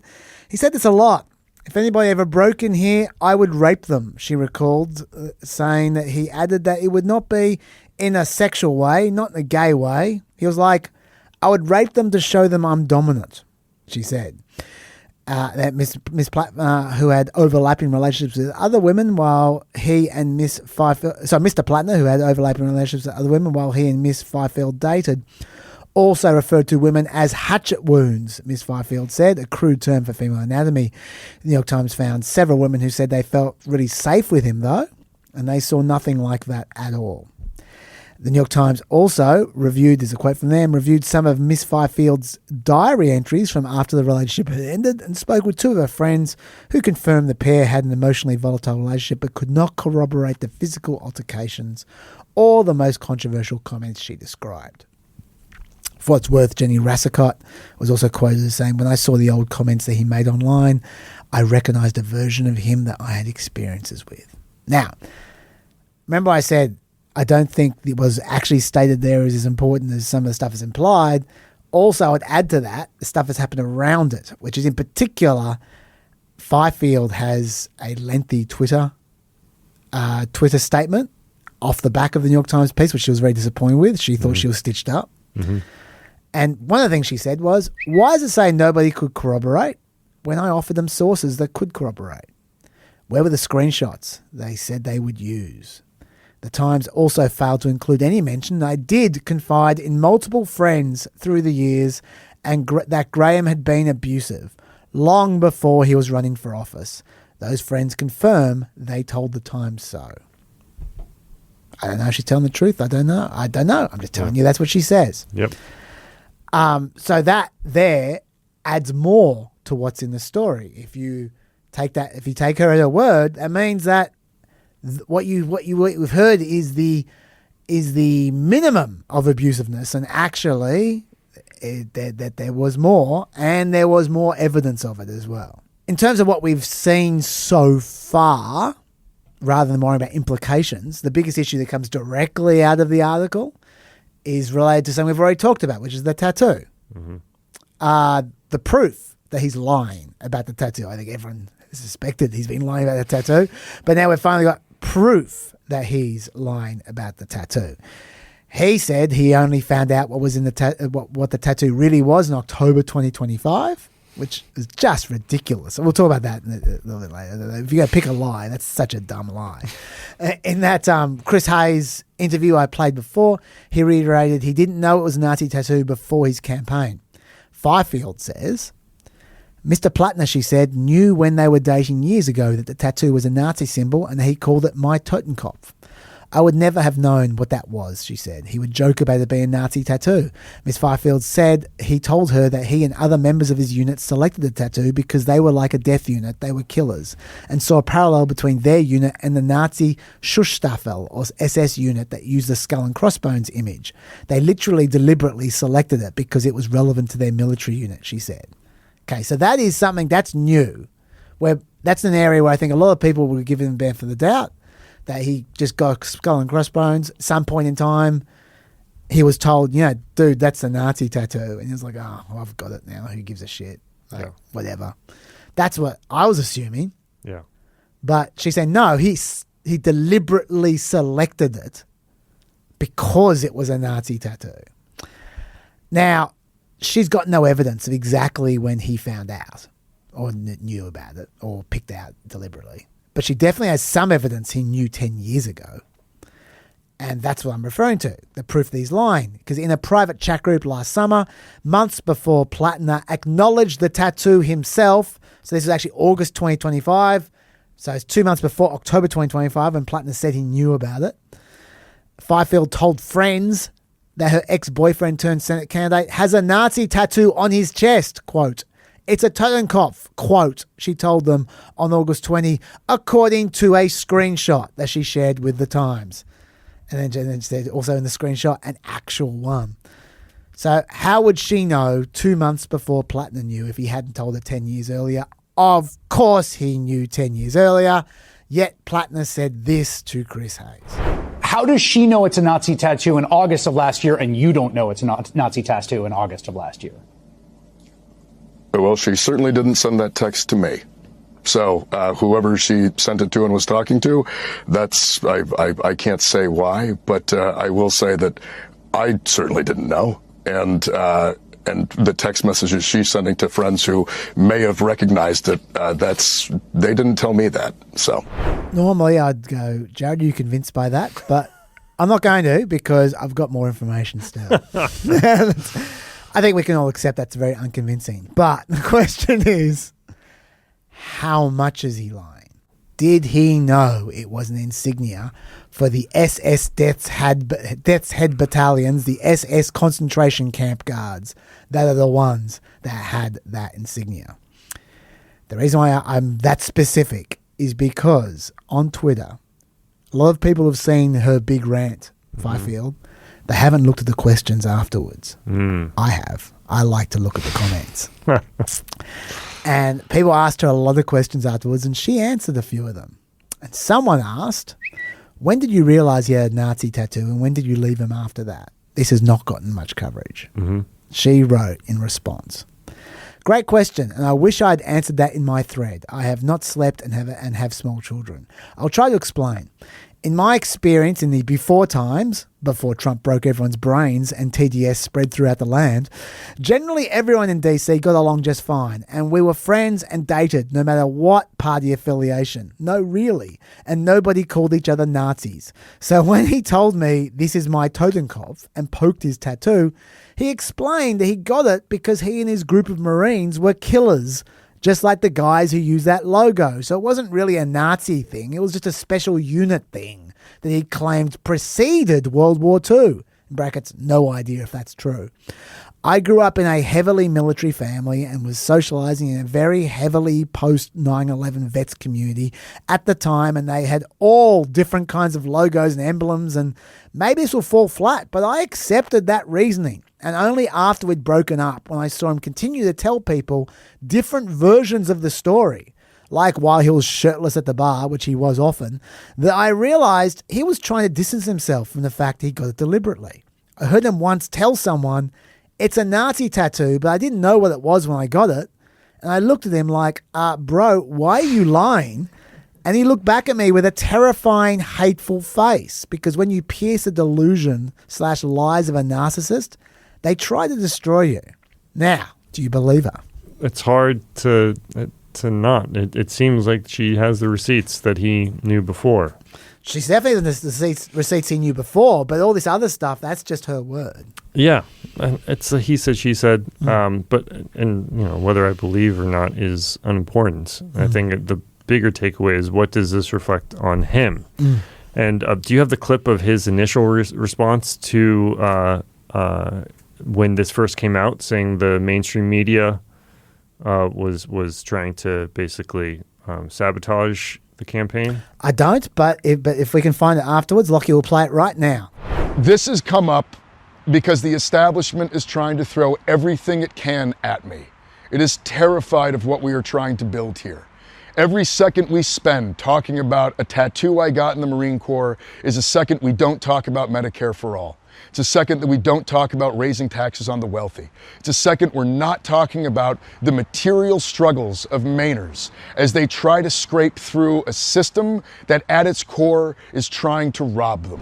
Basically, he did not react wisely to this. He has run the Everyman campaign, and some people have raised objection to that, saying, you know what, he actually went to Hotchkiss, which is an elite private school in the Northeast, and by no means cheap to go there. But I don't like judging people based on their upbringing, regardless of whether it was poverty or wealth. So I don't hold that against him. I do have questions about why he would want to join the successor to Blackwater more than a decade after the what was known about Blackwater. He says it was PTSD and a need for money. And again, he wouldn't be the first person to do that. Yeah, like if you do your research on Blackwater, it was, but when he joined, I think in 2018, it was well known. Yeah. what the successor to Blackwater, at least. I understand. I'm just saying that he wouldn't be the first person with PTSD to embrace violence. Yeah. But then, I think what this screams to me is that he's not acting authentically. Let's think, how did Barack Obama react when it came out about Sarah Palin having a child, or Sarah Palin's son, having a child? Yes. Right? And he said something to the effect of, my mom was a single mom, and, you probably remember this better than I do, but it was just one of those things where he showed grace and he showed understanding instead of going for the attack. And it actually made people like him more. And it sort of normalized having children out of wedlock. It's one of those things where he could have been upfront about this and said, you know what, I did get it because I thought that it was a killer tattoo and just showed how effective and lethal we were. And then, over time, I got more and more pushback that it was actually more of a Nazi symbol than just that. And I regret it. I should have gotten it removed earlier. Again, the apology is actually more endearing. Yeah, I know. I always say this with us. I always say, like corrections are a gift. People trust you more after you make a mistake and give a correction than they did if you never made a mistake. Yeah. It blows my mind. There's some things that are so logical, especially in my think tank world. Similar, people think sometimes that you have to opine on everything. And I always say, if you are willing to say, I actually don't know, that's not my area of expertise, then people trust what you have to say when you say something more. Yeah. It's just like, how is that not logical? Yeah, right? yeah, Like there's some like logical things I just don't understand. Or like, or like even like colleagues or friends who may always be criticizing other people. How do they not realize that we realize that they're doing it about us as well? Yeah. This is like the logical inconsistency on this one. Yeah. It just blows my mind. Yeah. For the record, I mean, that what she said in that answer to that guy completely rings true to me. And I do believe her. That is exactly what happened. And I don't think that's the worst reason in the world to have a Nazi tattoo. Yeah. I think that's actually fair enough. I think in a like, I understand why in a stultifying environment like politics, where people take advantage, where people are trying to get each other and stuff, it's a bad idea to have a Nazi tattoo. I don't think that means you're a horrible person if you do what she said there. He did. You just shouldn't have lied about it. I reckon he would have got away with it if he hadn't have lied about it. But he picked the dumbest lie. Yep. Like if he'd lied and said, when I got it, I thought it was just straight out skull and crossbones. I didn't know anything about Nazi, but at some point in time someone said Nazi, and I just thought, oh well, I can't be bothered now. I've got it. It's too late. That would have been. He would have got away with that. Yeah. And he could have held to that because that's vague about when did you find out, right? Yep. But no, he said no, October 2025, which is that's just completely beggars belief. And so now people are questioning everything he's saying about the tattoo, and it makes it all seem much more incriminating. It was just I don't blame him necessarily so much as his people. We're going to get to his people. He's got some people who are good. They're good at their job, but I think they made a big boo-boo on this one. But yeah. So others can disagree. What I was trying to say in my meandering way is that he could have been more upfront and earnest with his thinking, like you said, and admitted fault, and he would have gained more support. And what he looked like by doing this is a conventional politician. Yeah. This is how a conventional politician responds. And he's supposed to be a guy saying, I'm your everyman. Which is strange because he's accepted everything else. Yeah. Apart from the physical abuse. Yeah. Yeah, which I can understand why he doesn't want to accept that. But he's accepted that he's a flawed. I mean, I'm going to get to some of his quotes. He's got some great quotes about this. He's accepted he's a flawed character. Like, I don't know why he didn't accept this as well. Whatever. What about the part where people then respond to this saying, but she's a Republican? All right. You got Crystal Ball, for instance, who is, believe it or not, that's a human being's name. Crystal Ball, she's a left-wing activist. Yep.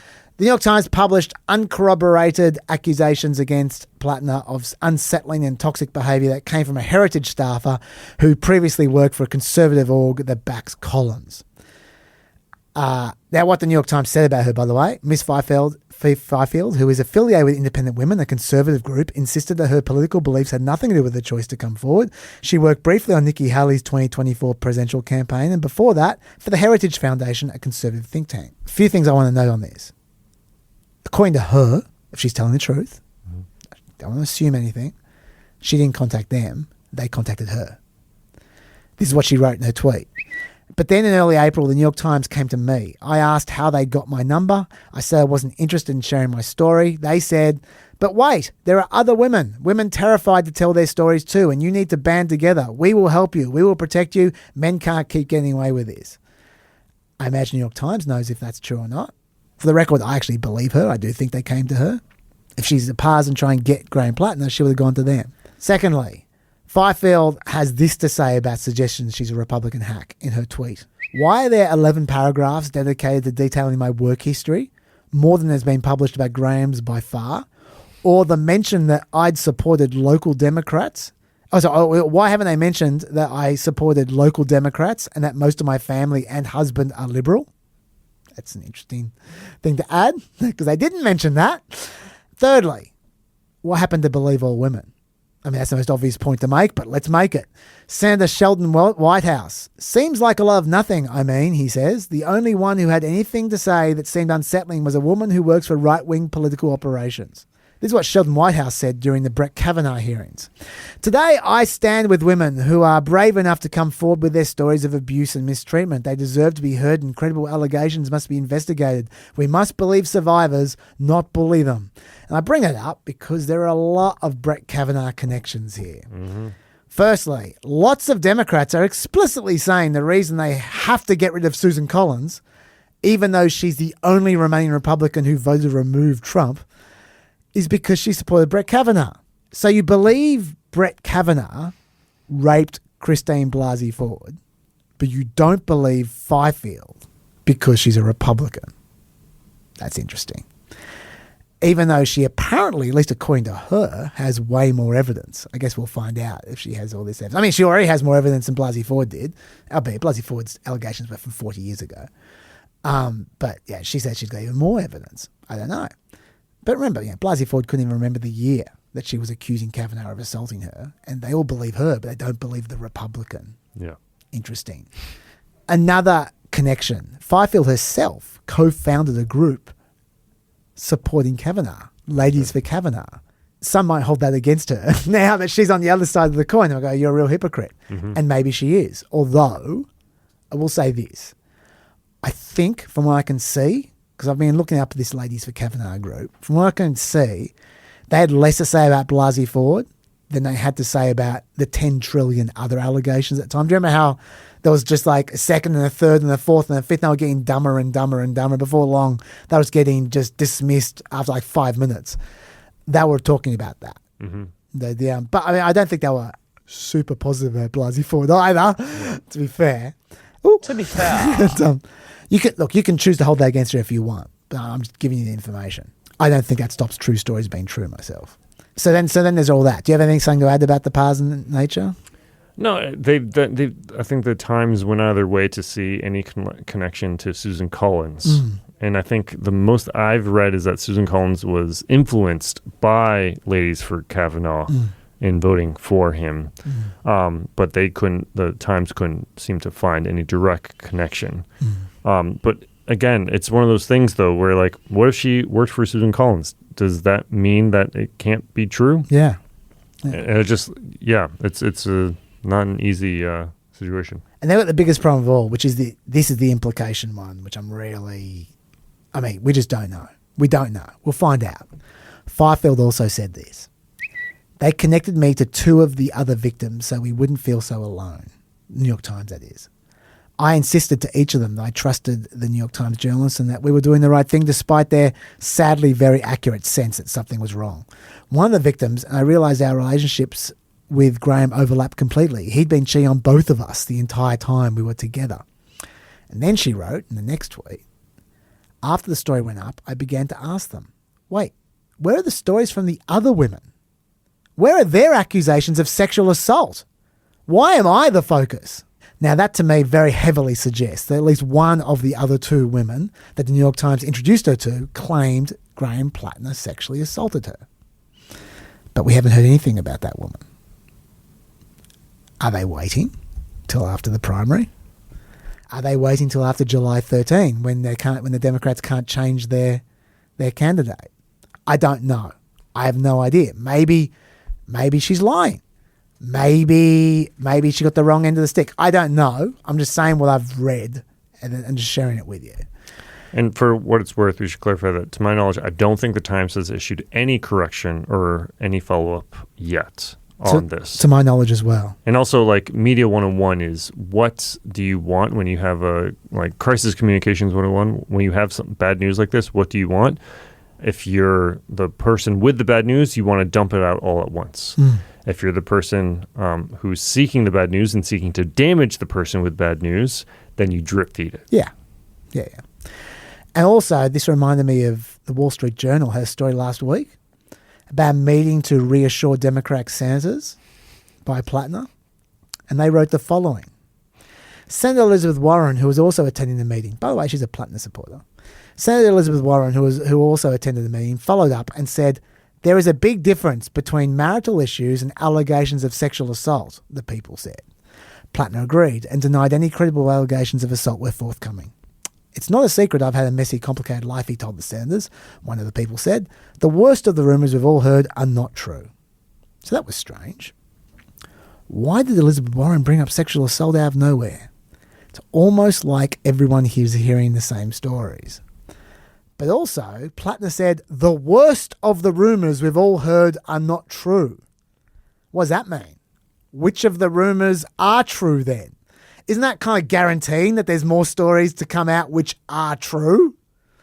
That's just not the worst ones. And what does he mean by the worst ones? I don't know, because there's also floating around the suspicion that he might have been talking to underage people, or at least one underage person on Kick.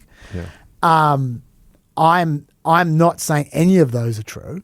I'll be very clear about that. But this is what they are all talking about, right? Yeah. So when we talk the New York Times story, we're talking about everything. All this stuff all goes together with it. The actual story itself, not very interesting, but the stuff that goes around it is what's potentially damaging, and we will find out. It might not be damaging at all, but it may be. This is what we're going to get to talk about now. Do you have anything to say before I go on to, let's talk about Platner overall. Forget the New York Times story, just overall. You already started this. You were talking about his childhood. I'm going to do a bit more of that. Please. Do you want me to keep on going? Yeah, go ahead. All right. Well, I'm going to go right where you were talking about, his origin story. I think that's important to understand. And I think it's important to understand for his sake, I mean. Because I think that there's misunderstandings, and people, I think, have distorted it to make him look bad. Yep. And I actually think his origin story is a positive for him. Daniel Morriff and Leanne Fan are an engaged couple who have been traveling America trying to find new Sanders-like candidates from actual working class people. I think it's great, by the way. They're basically talent scouting for people who agree with them. I love that. I do. It's great to get normal people into politics, number one. Like, there aren't many of them. Yeah. And they're not looking for lawyers. They're looking for just normal people. That's fantastic. And it's great to get people who authentically believe what they say. Because normally what happens is you get some person who's on the make, who's desperate to get power or become famous or whatever, and you give them, and they commission polls, and the polls tell them what to say, and then they go out and say it. Yeah. These guys are doing the opposite. They're getting people who authentically believe what they believe, and then they help them. I think that's brilliant. I think everyone should do that. I think that is exactly how you should do politics. Yeah. And then let the people decide who they agree with. You know, it's, they're the ones who recruited Dan Osborne in Nebraska, Yep. who might even win in Nebraska one of these days. He's certainly competitive. He's a great addition to politics. They wanted to launch a different guy in Maine, actually. But did you hear about this? There's a guy called Chris Williams. He's a union boss. He was their first pick, not Graham Platner. But ironically, they thought he had too much scandal. And so they didn't think all those scandals are true, but they said there's just too much to explain involving this guy. So they went with Platner instead. There you go. And these people have a lot of connections. They got connections to ad people and publicists and money, and it allowed Platner to fire off like a cannonball right from the beginning. They paid tens of thousands of dollars to a network of influencers to get buzz going for Platner. And conservatives have hit on that. They're going, look at this. Look how inauthentic this is. This is just artificial. This is astroturfing. Yeah. Bullshit. Everyone is paying influencers. Yeah. But he gave them something to use. Yeah. And he was a good story. And so they could sell it. And then they organised for a full glowing profile written about him in the New York Times before he even announced his campaign. That was in August last year. Then in September last year, the New Yorker wrote a 3,400-word profile of this complete nobody. In October, GQ had a full spread of Platner. They're not even a political magazine, and yet they had a full spread of Platner. In November, you think GQ's not political. They had Bon Appetit writing about him by then. Right? Bon Appetit's still a real thing, or is it just an AI outlet at this point? No, I think it's still a real thing. Okay. And they had Platner. This is ridiculous coverage from a complete nobody in Maine. None of it's organic. Yeah. None of it's a problem. They're just good at their jobs. Yep. Why don't you people get good at your jobs? I just think that, good on them. They're publicists doing their job. New York Times wouldn't have run a profile if it wasn't interesting. Yeah. They had an interesting character who believed in something compelling, and they convinced New York Times to run a spread. Similar with Buttigieg in Indiana. Yeah. I remember Politico did a piece as the most promising politician you've never heard of or something like that. Totally. Yeah. I got no problem with any of this. I think this is great. I think it's a great way to promote your movement. It is ironic though that now people are going, oh, there's a shadowy group trying to take him down. No, there's a shadowy group that propped him up in the first place. But I think the shadowy group is cool. No problems. Then they built a working class myth. It's a myth. His family is wealthy. Yeah.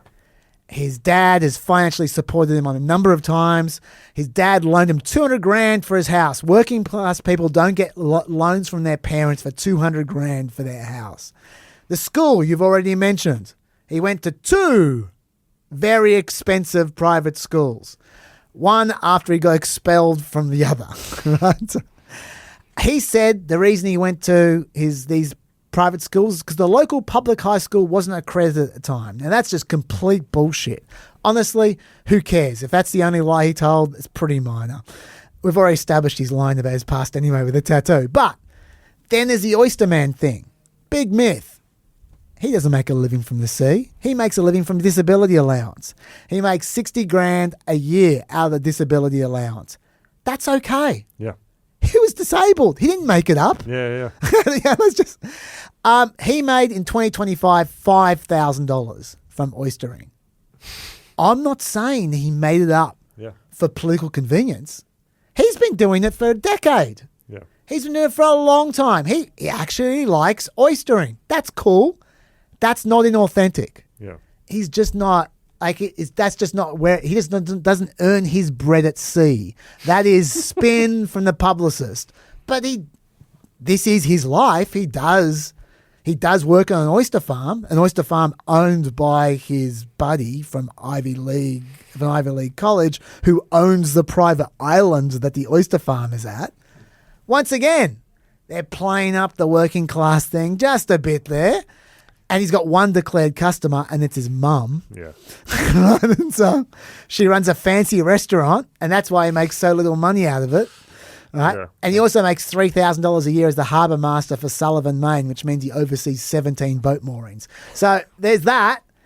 And then there's the $60,000 he makes from his disability allowance. And I think he had his dad pay for him and his wife to go to Norway. I think so, yeah. Fertility treatments. Yeah. Look, that's look. He's not an everyman. He's not an everyman. He's not.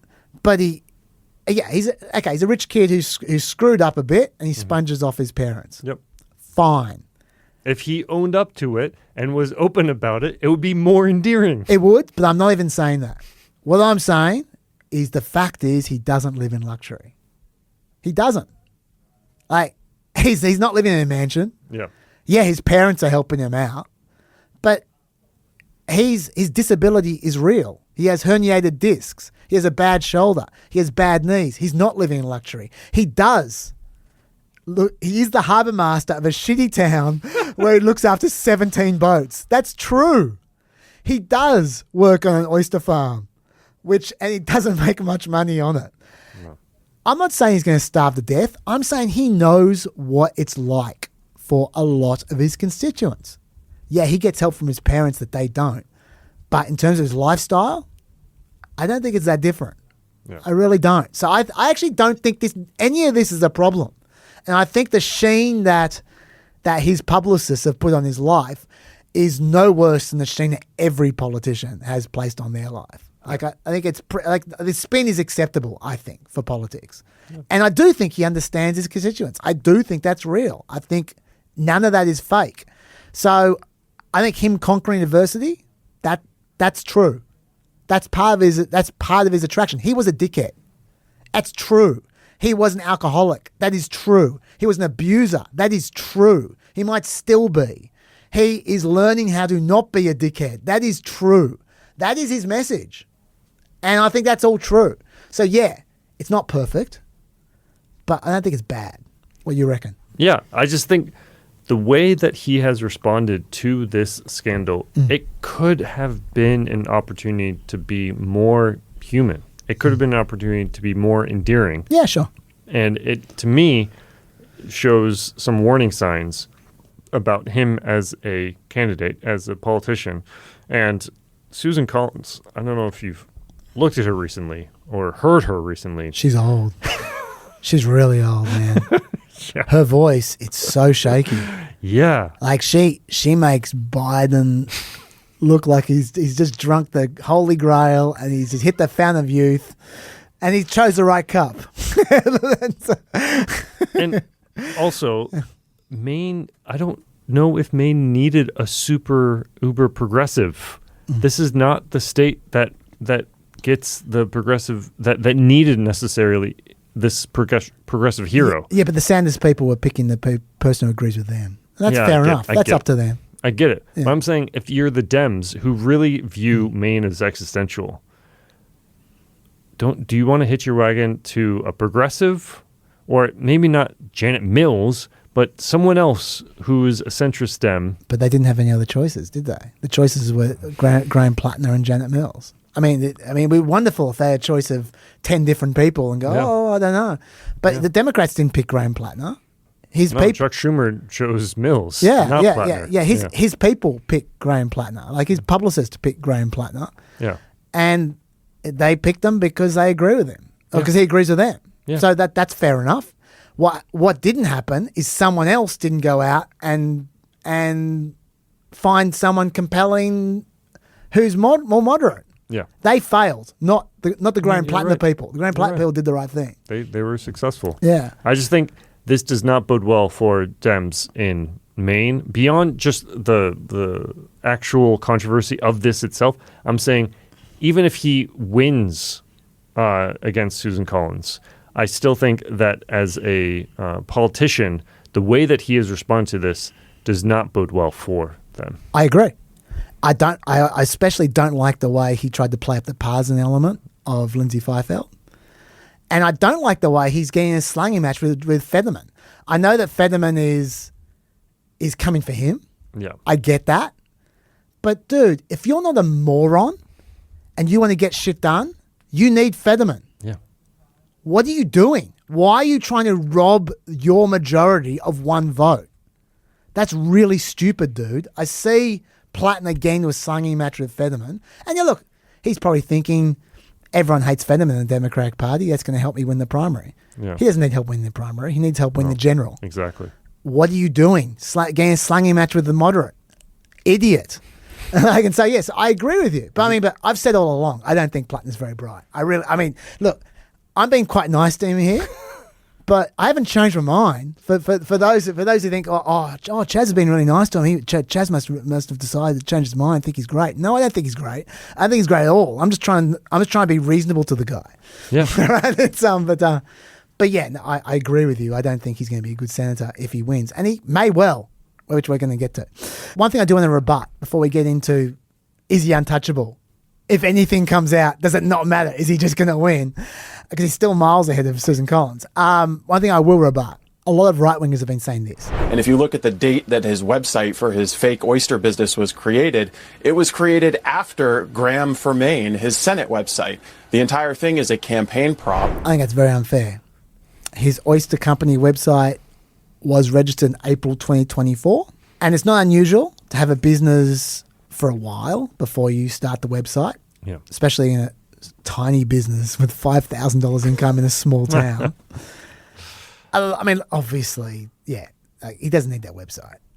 But it's real. I've seen videos of his oystering from the last decade, okay? It's real. Yeah. Whereas if we look at his Senate website, you'll see it was registered in 2023, which is odd. That's before he even married his wife. That's 2 years before he was scouted.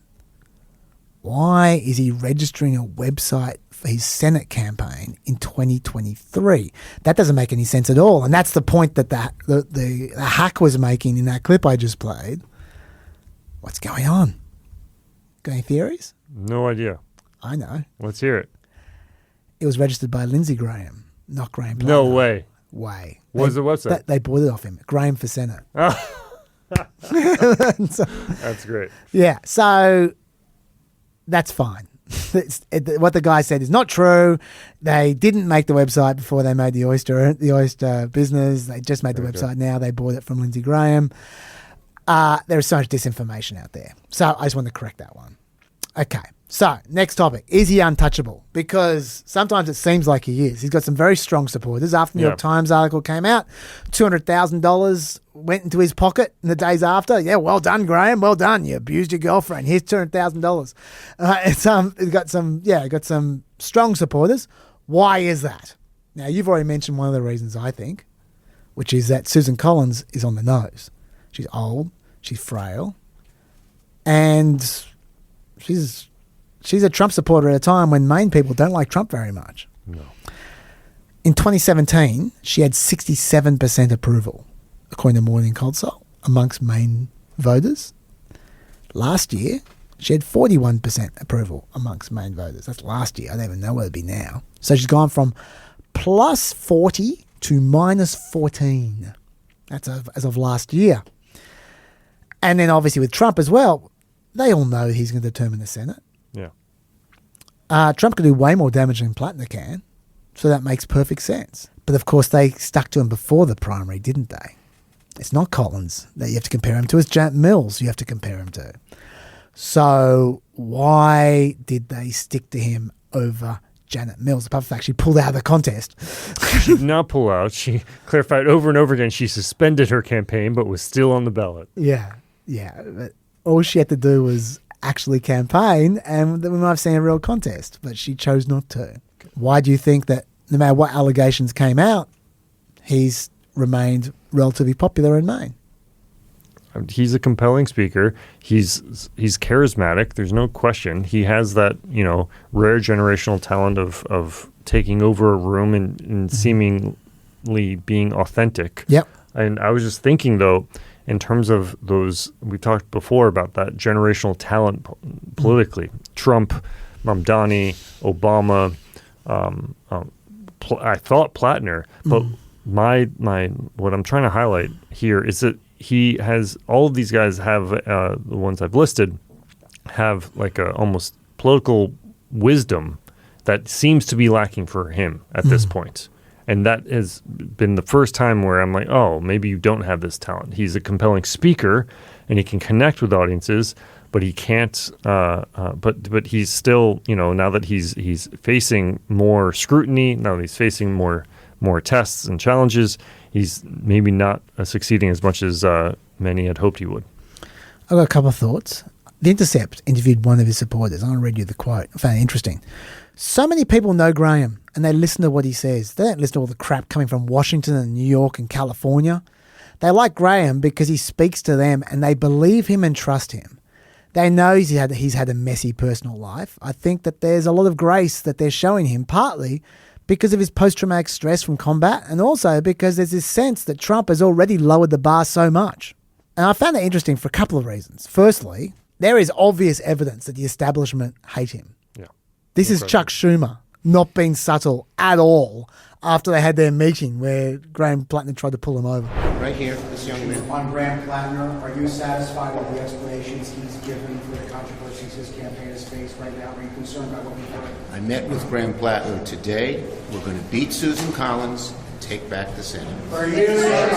So you're saying that Janet Mills is your preferred candidate. There's been rattlings that she should get back in. You're standing behind Graham Platner. He's here. We're going to beat Susan Collins and take back the Senate. Yes. Commissioner, does Democrats taking behind Graham Platner, does that hurt their credibility in attacking Ken Paxton? We're going to beat Susan Collins and take back the Senate. Any other subject you got? Any other subject? Yes, you're right there. Do you believe that Janet Mills should unsuspend her campaign? We're going to beat Susan Collins and take back the Senate. Last one. You have not said if you're still endorsing Graham Platner. Are you still supporting Graham Platner? As I said, I endorse Graham Platner. We're going to beat Susan Collins and take back the Senate. Pretty clear he's not a big fan of Graham Platner there, I would have thought. No. But Schumer obviously wants to win, doesn't he? Yeah. That he wants to win the Senate more than anything, and he's just going to go where the voters are, obviously. Do you seriously think, Platner supporters, that you hate Trump as much as Schumer hates being in the minority? He wants to be in the majority. Yeah. Who cares how populist Graham Platner is? He can't do a damn thing by himself. He needs a whole bunch of populists just like him who aren't in the Senate at the moment, and they're not about to be. Yeah. He's not a threat to Chuck Schumer in any way, shape, or form. And it is pure vanity that if he suggests that he is, he's just not. Right? And so he's as much of a threat to Chuck Schumer as Bernie Sanders is to Chuck Schumer, which is not at all. Now, I'm not saying Chuck Schumer's going to go from strength to strength. I think he's about to get primaried, and he's really old. But I'm just saying that Graham Platner ain't the threat. No. The non-populists have the numbers easily amongst the Dems at the moment in the Senate, and no matter what happens, okay, so forget this, the establishment want to destroy him. The second thing I think is when I hear that Intercept guy. Do you want to clarify what the Intercept is? The Intercept is a far left news publication. It was originally founded by Glenn Greenwald. It was about civil liberties and about security stuff, but it's changed a lot since then. It's now a very left wing outlet. Big fans of Graham Platner. Big fans of the Bernie Sanders wing of the party. And the supporter they interviewed is like a unionist. This guy. Yeah.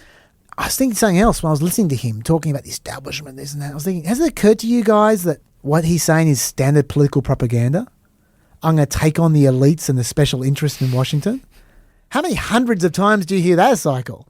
Like, especially from the MAGA guys. Every single red state MAGA guy says that. I'm going to take on the special interests and the establishment. And it's never true. Nope. Never. Right? It's the establishment, they want to win. And they're happy to win with your vote. Yeah. Like with you populist, Mr. Populist. And even when they're as corrupt as hell, which they often are, it's true, they back themselves to corrupt the new brigade. And they often succeed in corrupting the new brigade. The guys who are going to fight special interests, they become the establishment in 2 years' time. Yep. And then there's a new wave of people who are going to fight the establishment, who are fighting the guys who said they were going to fight the establishment 2 years ago. I don't be overly cynical, but that is what happens. We've seen it with Republicans. Newt Gingrich, totally, the New American Compact, and then what did we see with the Tea Party Republicans in 2010? Then what did we see with MAGA Republicans in 2016, 18? It's always. And now we're having a new wave of MAGA Republicans. Some are ultra MAGA, and so J.D. Vance MAGA. Some are Trump. It's just and they all say the same shit. Yeah. And so look, I'm not saying that that's Graham Platner. What I'm saying is, don't be impressed by someone going, "Oh, I'm going to fight the establishment special interests." It's just, is this your first election? Like this test happens every time. If you agree with the guy, vote for him. I'm not saying don't. Yeah.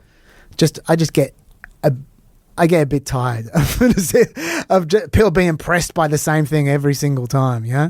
And the thing that really gets me in particular is when people say things like they like Graham because he speaks to them and they believe him and they trust him. If you support the guy's policies, vote for him. But please don't trust any political or media figure, including me. Don't trust me. You don't know me. You don't know Platner. You don't know any of us. You don't know what we say behind your back. Ask Jared. I'm a real prick to you guys. As soon as I turn off the camera, I just name you all one by one, all 10,000 of you subscribers. I just go through, dicks. No, I don't. I don't do that. But I've already said not to trust Americans named Jared. But my point is, you just don't trust a politician. Christ. Yeah. Support them. Yeah. If you agree with them. Vote. Vote. Support them. But they're your employee, okay? Yeah. Don't hero worship them. They should hero worship you. Agreed. Right? And, if someone earns your trust over a long period of time, great. Support them. But you don't know them. Now, I just had to go at the whole authentic thing, but it's really effective. It works. And I think that's one of the reasons why he's so effective. Another one, we've heard this a lot. I'll quote Ken Klippenstein here. He's a very impressive I think it's Substack. Yeah. And he is a one-man band, seemingly, He is, who yeah. has broken a lot of stories, but doesn't always get the credit for it. He sure has. And he says, people are done with the clean-cut types who have harboured ambitions for political office since they were on high school student council and have lived every waking moment accordingly. I call them smooth groins. Real-life Barbie dolls with smooth plastic or a sexual organ should be. Can I say, I hate that? Because some people are just like that. I always hated, not to have a smooth groin, but I always hated when people acted like Hillary Clinton was some fake. Like, she's just a nerd. Yeah, she's just a nerd who likes policy. That's what she is. And she doesn't really like glad handling people. No. That's not her thing. But she just likes to talk policy. And those people can be really good in politics, I would have thought.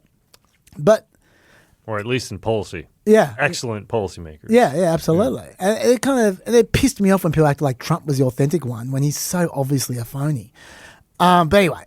We've become so cynical, I think, that we don't allow people to just be themselves. They have to act authentic. Well, they have to deliberately lean into flaws to look more authentic. Yeah. Or just like if you're just a bit less extreme, if you're a bit more sedate, they're not authentic. Yeah. Maybe they're just a policy nerd who get excited by policy wonk things. This is my point. But in terms of the Platner people, they've actually taken it further. I want to play you, once again, this is from Ken Klippenstein. There's a Fox News clip of talking to some Platner fan, what they have to say. If we want folks that are representing us from the working class, they're not necessarily going to have a groomed and perfect political record coming into the politics. Yeah, you hear that a lot. I find that to be incredibly patronizing. Like, to be working class, you have to be a cheater and a domestic abuser and a scumbag, and it's bullshit you do. No, you don't. That's just not true. You don't set lower standards for human beings because they're from the working class. They're not dogs. They're people, right? You can be a moral person and be for. Look. In terms of the concept of someone might be a bit more rough around the edges because they're from the working class, yeah, absolutely. But in terms of, they're sexting 6 women when they're a newlywed, no. You don't need to expect that from someone because they're in the working class. That's bullshit. And I find it real cop-out that people go, well, he's just, this is the working class. We've already established he's not from the working class. But I'm not even talking about that. I'm just saying, even if he was, it's the old classic George Bush quote about condemning people with the soft bigotry of low expectations. It's just bullshit. Yeah. So, what do you think about that? Am I being harsh? No. I think that's completely fair. I think there is a patronizing tone to they're just working class people. We don't really understand them. It's like, no, you don't understand. Anyone can say that this is bad behavior just because of, again, his supposed circumstances allow him to be a bad person. On the reverse, what really bothers me is the torture genius thing that people do. It's just like with Elon Musk, he's just a complete unpleasant human being. They're like, no, but he's a torture genius. Steve Jobs didn't talk to his own daughter for years. Yeah. No, but he's a torture genius. You have to understand. No, you can be good at your job and be a humane not being an asshole person. Yeah, exactly. We warp our expectations of people based on other services that they supposedly give to us in one way or the other. In this instance, he's a politician, and so we warp our expectations. Yeah. And I also think that, incidentally, that this is something, whenever I say the left, I get myself into trouble. But I do think, I can feel all the peppers, well, not all, but many of the peppers, their ears just prick up as soon as I go the left. I go, yeah, well, you got to start the left, mate. So I do think that the left sometimes do get a bit patronizing about the people that they're trying to help. The people, like when they're talking about a different racial minority, or they're talking about women, or they're talking about the poor or whatever. I've got a classic comedy bit all the way from 1977 to show how far back this goes from Annie Hall. You fired the cleaning woman? She was stealing. But she's colored. So the colored have enough trouble. she was going through my pocketbook. They're persecuted enough. Who's persecuting? She stole. All right, so we can afford it. How can we afford it? On your pay? What if she steals more? She's a colored woman from Harlem. She has no money. She's got a right to steal from us. After all, who is she going to steal from if not us? You're both crazy. This is such a great scene. So it's been happening for a while, that attitude. In fact, I like collecting old sitcoms. So, totally legally. I was watching an old Maude episode. You ever heard of Maude? Maude it's from the early 70s. So going way back now. This is B. Arthur's first sitcom. Wow. Right? The from the Golden Girls. She was basically representing Norman Lear, who was a liberal. And he wrote often about conservatives and about from different. But he was basically satirizing himself with Maude, and at one point in time, she got a housekeeper. It's always a housekeeper, a black housekeeper from a poor area, and she felt so guilty for the black housekeeper that she ended up cleaning the house herself. And made the black housekeeper sit down and put her feet up while she did all the work. Because, I know what you've been through. I know all the troubles you face and stuff. And he was gently mocking that attitude even then. So it's been around for a long time, that kind of attitude. I won't say it's there all the time, but but it happens every now and then. And it comes from the right place. It comes from empathy and it comes from caring. I'm not being nasty here, but I do think that's what's going on there. And also. Just look at the voting habits of the actual working class. They are not moving in that direction. Even though economically the left and the right are the far left and the far right moving together in many ways into economic populism. From a cultural perspective and from a voting perspective, they're not going for Graham Platner as much as the college grads are. Yeah. That's just demographically where the voters are. And that has been the case. Since 2008 in many ways. That's really the turning point on that. Again, that gets to structural changes that I think we're going to be seeing for generations. But I actually think the main reason that it doesn't really matter what he does, short of maybe sexual assault, is that, and I haven't heard this much from many people, because I don't think Americans are aware of it, like in terms of diagnosing themselves. I think Americans are particularly susceptible to redemption arcs. Of all the people, I think Americans love redemption arcs, and he's giving them a classic redemption arc. He's saying, I was an absolute mess and I've been working hard, and come with me and we'll work hard together. In fact, he actually ties it into his entire policy platform. I'll show you in a second how, but it looks like you want to say something. What do you want to say? We've seen, it's one thing to give someone a redemption arc once, but he's now needing a second redemption arc if this proves to be true, and getting worse. And by all accounts, it seems like there's more there. Well, he addresses this. He says, I'm a work in progress. I'm still redeeming myself. I've got two clips. You see for yourself. If you believe, as I do, that we can change our politics and change our country, then you must also believe that people can change.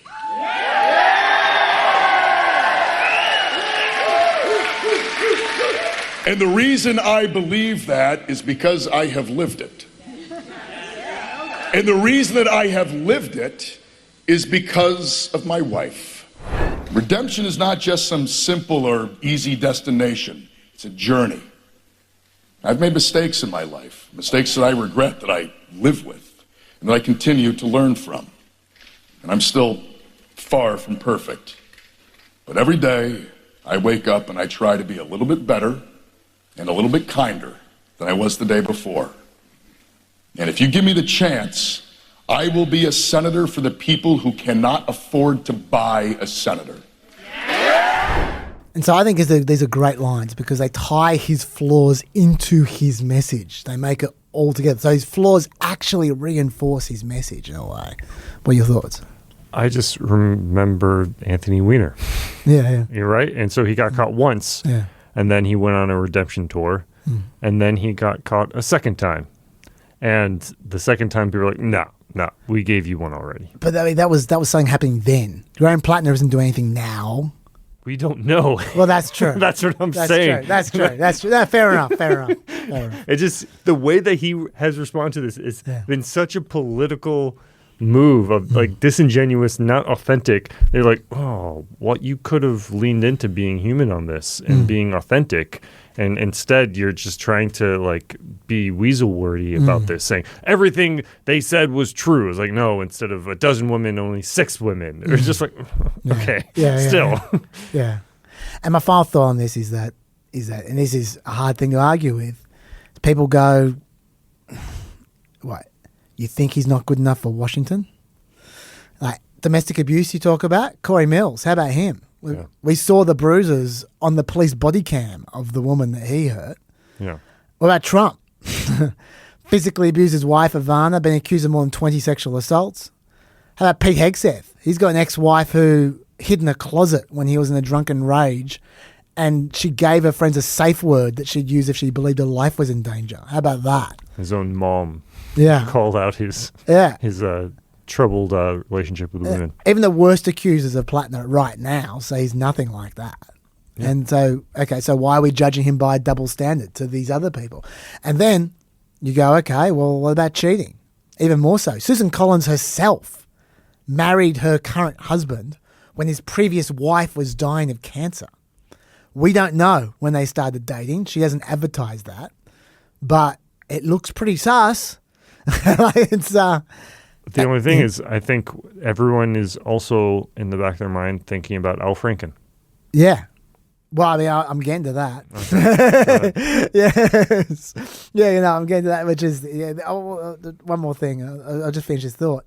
And then, obviously, for anything else, there's always Trump, which is obviously the way to have zero stands whatsoever there to compare to Trump. The funny thing is, and this is what I think Democrats aren't seeing, is when they do this and they go, who cares? Compare them to Trump, compare them to Trump, compare them to Trump. They don't realize that the other side is going to take that and go, compare it to Platner. And they already have started. Trump has started.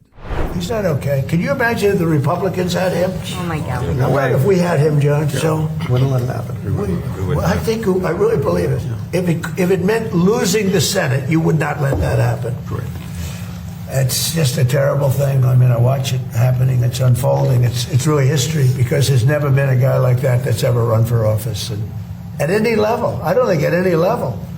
And the excuses, they come up every day. Somebody comes forward with really proven stuff. Even his business, he's not a businessman at all. His parents supported him. The guy's a loser. Other than that, he might be a very nice guy. What a hypocrite. But it's true. Like, you can just see if he wins, and there's a very real chance he will win for all the reasons I've just been saying. Yep. Like, he's going to be used as the yardstick for the next crappy Republican. Yep. Yeah, well, they got Platner. So, I want to end on something I found really disturbing. And I was thinking twice about what I was going to talk about. I'm going to go here. The number of people who are saying that the negative press about Platner is some kind of AIPAC op is really giving me the shits. You see, because Platner wants to defund Israel, right? And some people have such a low view of Zionists that they think that Zionists are trying to push bullshit stories to destroy Platner. That's what they think. And I know this because I've read the comments. They think the New York Times writer who has the Platner beat, that's Katie Gluck, is suspect because she was the president of her Students for Israel chapter at college. They're showing her so much less grace for her past than they show Platner, I might add. We had a Jewish woman called Julie Roginski on Planet America last week, and people were acting like she was Netanyahu. Some of the comments I got, even though she specifically said she would vote for Platner if she lived in Maine. She specifically said that. And she equated Fetterman with Platner. She wasn't going, oh yeah, Platner's got to support Israel. She doesn't like Fetterman at all. She thinks he's a crank, and she thinks Platner's a crank. She saw the two as basically the same thing. She actually just got done having a super PAC war with AIPAC, where she was representing a super PAC for a candidate, and AIPAC were trying to take them out with their own ad campaign. She's not a fan of AIPAC at the moment, right? And people giving her divided loyalty bullshit, it really pissed me off because 10 years ago, that's classic anti-Semitic tropery. Now, that's just standard commentary on the internet. It also makes no sense. I mean, the New York Times are AIPAC now, are they? The New York Times has been bashing on populists forever. You don't need AIPAC for the New York Times to be bashing populists. When did they ever say something positive about populist? The New York Times. The New York Times has been bashing up on political candidates forever. Don't even get me started on Al Gore. Oh my God. The same woman who is writing all these stories about Platner is writing them because she's on the Platner beat. She wrote stories beforehand as well. But now he's going through shit, so she writes about it. That's her job. She's a journalist. That's what they do. This is where I get to what we were talking about before. These are real scandals. You have to write about scandals if you're a journalist. That's your job, right? Sexting 6 different women on a Predator's Paradise the app, that's when you've just gotten married. That's a legitimate scandal under any circumstances. Why don't we compare them to some previous scandals? This is what I was saying with Al Franken. What did Al Franken do? He, by the way, the establishment's establishmentarian. That guy was running for president, okay? He was as establishment as you get. What did he do? Get driven out of the Senate. He took a photo of him going gazunga, gazunga, like he's going to squeeze a woman's breast who's asleep. Not making contact at all. It's just a stupid joke. And when he did a comedy rehearsal, he kissed a woman who didn't want to be kissed during a comedy rehearsal. Not a romantic kiss, but like a press hard, stupid comedy kiss. That's what he did. That's why he was drummed out of the Senate. Compare Platner's scandals to that. All right? That's Al Franken. How about Christine O'Donnell? Do you remember Christine O'Donnell? I do. Why did her entire Senate campaign get derailed back in 2010? I'll tell you why. It was because she went on Bill Maher's show and was joking around on Bill Maher's show. And she happened to mention when she was in high school that she dabbled in witchcraft at one point in time. But she never took it very seriously. That was it. Yep. She said she did something as a joke when she was in high school. And now she's in her 40s and people wouldn't let her forget it. They ended up making this ad here. I'm not a witch. I'm nothing you've heard. I'm you. None of us are perfect, but none of us can be happy with what we see all around us. Politicians who think spending, trading favors, and backroom deals are the ways to stay in office. I'll go to Washington and do what you'd do. I'm Christine O'Donnell, and I approve this message. I'm you. There is only one difference between her and Graham Platner, and that is she has shit riders, and he's got good riders. That is the only difference. like she. Sorry. Do you want to clarify why it's shit writing? I think it's important to actually say what makes good political commentary and not. Well, you don't start off by saying I'm not a witch because that makes you a joke, right? And she was already a joke because of the witchcraft thing. No one took it seriously. No one actually thought she was a witch, but she just turned her into a punchline. Yeah. And saying I'm you like that directly after you've said I'm not a witch isn't helping either. Yeah. It's just clumsy and it seems desperate, and it came off as desperate and it didn't work. Do you want to add more about why that ad didn't work? No. I think you nailed it. Thank you. It's like there is actually, as much as we talk about how there are no rules anymore, there's no like boundaries and all this stuff, there are actual sort of laws of political gravity to a certain extent of what you do and what you don't do. And as much as Donald Trump has defied gravity time and time again, there are some things that you should avoid doing and some things you should try to do. And yeah, that was just bad political campaigning. By saying I'm not a witch, she's getting on their sort of territory, letting her opponents define what she is. Totally. And saying, I'm you? What does that even Yeah. mean? Yeah. You know, instead, you want to pivot to a different topic altogether and not just defend yourself. You look at Tallarico. Tallarico isn't running ads saying, I'm not trans. Tallarico is running ads saying Ken Paxton frees pedophiles. Like he's just attacking on a completely different line. He's changing the topic. Yep. Anyway, my point is that you don't need APAC to convince you to run stories about Graham Platner. He's got juicy scandals. And when you compare him to the scandals of the past that ruined candidates like Christine O'Donnell, it's chalk and cheese. Like, you don't need conspiracies to explain it. It's really, really obvious. And so that really annoys me at the moment, I have to say. And unless you see actual evidence, don't concoct shadows to jump at, and because this is going nowhere good. Like when Julie Rodzinski is being held up as having divided loyalty, which is I got from more than one commenter, you know that people are taking this a bit far.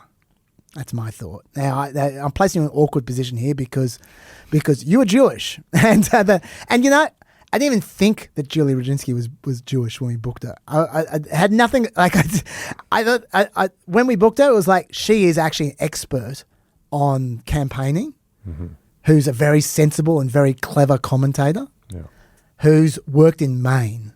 That's why she was booked, right? And the fact that people just reduced her to a religion, which she doesn't even, like, that's not her thing at all, is just, it disgusted me, to be perfectly honest. I don't normally use those kinds of words, but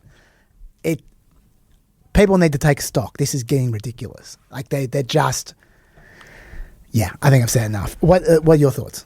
Firstly, I should clarify, I'm not actually religiously Jewish, just ethnically Jewish. My grandfather was Jewish, and I have a Jewish last name, and I look and sound pretty Jewish. But no, I'm not actually Jewish. But I will say, though, that, I have definitely noticed a change in the tenor of some of the love letters I get. And by love letters, I mean maybe not death threats, but maybe death aspirations. And no longer do I get the explicit, just kike. I get the Zio, which is, and it's amazing. There's short for Zionist or Z. How I get called that because that is deemed to be worse than a slur against Jews, and how despite the fact that there's a big difference between in the Jewish community between those who are Zionists in that they believe that Israel should exist and those that support Netanyahu. There are a lot more of people who believe Israel should exist but do not support Netanyahu than people who support Netanyahu. And the conflation of those who believe in Israel's right to exist with Netanyahu is it's a worrying trend. I mean, as an American, I am rarely conflated with Donald Trump. It's just not something that people, like, when people hear that I'm from America, they talk about New York. They talk about sports or whatever, or just like fun American politics. But there's a colleague of mine at the U.S. Study Center named Brendan O'Connor who's done research on anti-Americanism and how it was actually higher during the Bush administration because Bush was seen as more of a conventional president who represented more of the mainstream, essentially. I don't want to speak for him, but that was my take. Whereas Trump, when you meet Americans overseas, on the whole, foreigners find that Americans overseas hate Trump, and so they don't conflate them with Trump. So I think, the conflating of all Jews for Netanyahu is just, it's a worrying trend. And I think there's a whole nother topic altogether on anti-Semitism and why it is so pervasive now. And it's, it gets it's a long discussion that I can't do justice to here. Of course. But it really is, I think, more than anything else, what I find is why one of the big issues at hand with anti-Semitism is that people view anti-Semitic rhetoric as punching up. Mm. I've talked before about the number one thing that you can be and most valuable thing you can give someone is being a victim. But the worst thing you can give someone is being an oppressor, because anything that is inflicted upon you is merited because you are an oppressor, right? So dealing with these really dangerous binaries, I think, is undermining our political discourse, our democracies. It's something that we really have to avoid, because it also gives then people the sense of carte blanche for, well, I can punch up, I can punch the people I deem to be oppressors, and in any shape or form they may take, including a Jewish democratic activist who doesn't even like Netanyahu. That's very intelligent. Thank you for that, Jared. I was going to say that I need to put the disclaimer in, I put in every time, because not because I'm being politically correct, but just because it's fair. And that is, we need to be very clear here that there is nothing wrong with having whatever political views you have about what's going on in the Middle East or whatever. Like, perfectly honest, my own views have changed a lot over the last few years. I've gotten to the place where I'm pretty much done with the Middle East. I just don't want to know. Like, I just want to get out of there and have nothing to do with them, any of them. Like, that's where I'm at, right? I'm preaching to anyone, but just in case people think, people go, oh yeah, you sympathize or whatever. Like, that's where I'm at. Where I'm at is let's just get out of there, right? Which is probably what a lot of the people throwing slurs around agree. They would probably agree with me on that. Mm-hmm. But the politics, and yes, I completely concede that there is that even though that in Israel itself, the politics is turned horrible for people who think like I think, at least. And there is an astonishingly large percentage of people who support things that I just do not support at all. Yeah. That's not people in America. That's not people in Australia. It's definitely not people just because they're Jewish and they don't give you the exact formula you want to hear. Because that's the thing. Because what people say often, and when people are being bigoted, they go, yeah, but they think this and they think that. And what they're doing, they're talking for you then, right? Mm-hmm. And that what they want you to say is the exact formula to basically give yourself a free pass. And then you're cool. Yep. No problems. But if you have a higher standard for them than you have for the person next to them, because if they have to clear a higher bar than the person next to them because they're Jewish, there you go. That's bigotry right there. It's not good enough to say, yeah, all they need to do is say this, if you don't say exactly the same thing about the person standing next to them. And that's where we're at. There are bars being constructed, in my view, that are higher for some people than for others. And I don't want to keep on coming back to it, but that's when I was really blinking at me, I've got to talk about this, was Julie Brzezinski had a higher bar than some other analyst would have. And that's bullshit.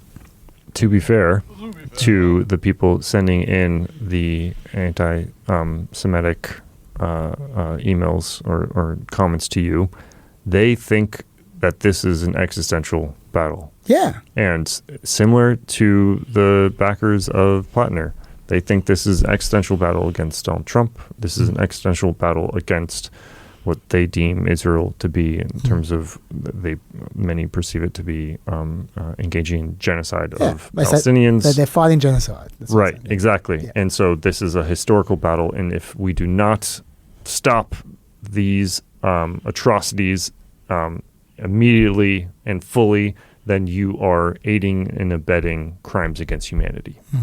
And I think we are more nuanced than that. Personally, I think we are better than that. And I think that engaging in that sort of mentality leads to levels of political violence and a lack of discourse that undermines our very democracies. If you can't see the positives in anyone whatsoever, and they are all black, all white, all good, all evil, then we're in really dangerous territory. Thank you very much, Jared. And because I have a wicked sense of humour. The next topic is I want to ask you about the Israel Intelligence Sharing Agreement. Very good. Tell us about that, Jared. Israel, never heard of that country. All right. There is Israel and the United States have long known and tolerated spying on each other. Yeah. And the recent news that a lot of people saw was covered extensively in the Times and elsewhere was how intelligence officials were leaking to the media that Israel has increased its efforts to eavesdrop on senior American officials, notably Steve Witkoff, Bridge Colby, and others in the national security community. And I should note that there has been a history of well-known cases of Israeli espionage against the United States, most notably Jonathan Pollard in the 1980s. He was an American who grew up Jewish and was basically found to be selling Israel's secrets, U.S. national security secrets. I believe he was a Navy intelligence officer. And the then Secretary of Defense in the 1980s said it was, quote, he said it was difficult to, quote, conceive of a greater harm to national security than that caused by the defendant in view of the breadth, the critical importance to the U.S., and the high sensitivity of the information he sold to Israel, end quote. So it's really terrible. I should note that Jonathan Pollard is a famously controversial guy and was found to be wanting to sell secrets to a number of people, not just Israel, including Pakistan and South Africa and even Australia. And he even disclosed classified information to the South African defense attaché without even getting paid for it. So not exactly cream of the crop. Just force a habit, yeah. Well, anyways, I say all this to clarify that it is well known that the U.S. and Israel spy on each other. Yeah. So then the question then is, why has there been a move in the Senate to establish a deeper intelligence relationship with Israel? Yeah. I'm sure you've actually looked at the legislation. I've looked at parts of it, not the whole lot. Yeah. So this would raise U.S.-Israeli intelligence collaboration to higher levels than ever before. Yeah. I've looked at Section 224, which is what you're referring to. Yeah. Right. Yeah. So this is one section in a 120-page piece of legislation. That's why I said I've only looked at part of it. Yes. Yeah. Yes. The question, though, is why did they just release that information about Israeli spying on the U.S.? Once again, going to our prior point about the defense of the Office of Director of National Intelligence being cut out, and how CIA cut her out, and the CIA is very adept at getting what they want. I think this is one more instance of this.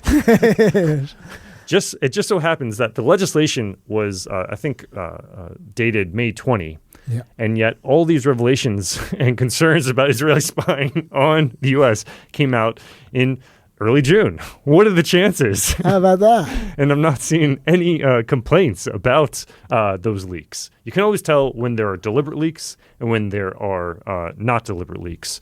And when there are not deliberate leaks, you see lots of anger from the administration about those leaks. Not seeing much anger. But why wouldn't? So I understand, but if they're leaking out about Israel spying on America, I mean, isn't that going to make it harder to have this? Why wouldn't they want to get access to Israel's spy agencies? They already do have access, but this is American intelligence agencies leaking against Israel, saying we don't want to have this intelligence arrangement with Israel. We don't want to escalate. We don't want to raise U.S.-Israeli intelligence cooperation. Why don't you think they want that? Because there are legitimate concerns about what Israel will do with that intelligence once they have it. And Yeah. we should know that, concerns go the opposite direction. Again, do you remember May 2017 when Trump had the Russians in the Oval Office and he shared Israeli intel with them? Yes. And I should also note that we were talking about structure and agency before. I don't think maybe the Australian public appreciates just how much their own intelligence agencies continue to work with Israel because Israel is known for having exceptional intelligence capabilities. Well, that's what I was asking about. So the question is, why does the Senate want to raise it higher, and why does the intelligence community not want to raise it higher? That's my asking. So I've got lots of reasons why I don't think it's a good idea, but I would have thought the intelligence agency would go, no, the more information, the better. Yeah. I think the U.S. intelligence agencies are happy with the status quo and concerned about Israel, or at least in Israel under Netanyahu, who does not have many friends in Washington anymore. Yeah. And whereas the Israelis would love to have more access to U.S. intelligence capabilities. And I should note that I'm not an expert on the legislation, also not a lawyer, but it seems like this partnership, according to current Senate legislation proposed, not yet voted by the House, is it would supersede Five Eyes. Yes. And be even more significant in terms of levels of collaboration. And I just don't think that the U.S. intelligence community is anywhere close to as comfortable with this as maybe members of the U.S. Senate are. We should just give a little bit of context here that until recently there was a memorandum of understanding between America and Israel where America was going to give $3.8 billion a year. This was under Obama. That comes to an end in 2028. And Netanyahu has been making noises of not revisiting it, just ending funding right then and there. And this is meant to be, according to Netanyahu, the replacement for that. Potentially. And he's selling it as if, we don't need that anymore. Like, it's not a big deal. Whereas its opponents are saying, actually, this is way worse than the $3.8 billion. We'd prefer the $3.8 billion than this, because this actually ties America to Israel potentially forever. Because once you intertwine the intelligence agencies, it's almost impossible to unentwine them. That's what they're saying. Yeah, potentially.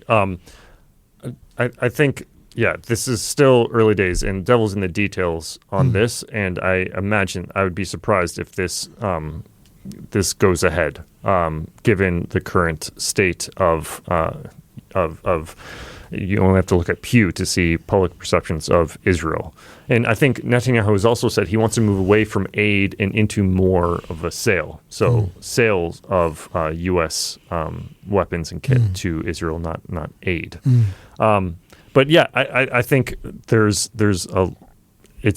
I was surprised in looking this up how much more there is against this from outlets like the Palestinian Chronicles, the Responsible Statecraft, which is a pretty anti-Israel organization or think tank, and whereas the Israeli news has not covered it as extensively. This is something that this plays into the concerns that the elite are trying to pull one over us in the way that this was not announced. This was not something that anyone really touted. This is something that seemingly a few outlets discovered on their own. But the New York Times has not covered this.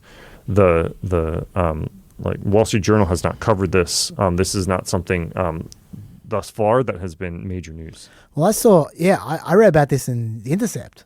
That's right. Left-wing paper. This is actually right in their zone because they're meant to be at surveillance. And they quoted a retired Air Force Colonel, William Astor, I don't know, A-S-T-O-R-E, who, and he was saying that Section 224 would establish a framework for integrating Israeli-developed technologies directly into U.S. research, procurement, manufacturing, and acquisition processes. And he's the one who was saying that if you did entwine them, it would be impossible to unwind them. And he particularly said, and this really got my ears pricking up, that Israel, what they really have to offer America is weapons engagement of AI. Yeah. that's the area where they're really ahead of the pack, using AI on weaponry. Yeah. Right? Because remember, Anthropic, they're not going there at the moment. Yeah. They're saying it's not ready. And we know that the school bombing at the beginning of the Iran war may well have been because of AI. Yeah. And Israel have shown no compunction about using AI to pick targets. And they've picked some pretty bad targets when they've done it. Like mistaken targets. And this guy was saying the way they use AI, autonomous systems, cyber warfare, biotechnology, missile defense, and defense industrial production all intertwined to surveil and kill people could easily be used or abused at a domestic level. Yeah. And he's saying once you go down that path of integrating that technology into your systems, it's only a matter of time till you start using them more widely than in war. And there's a real civil liberties concern about where that goes from there.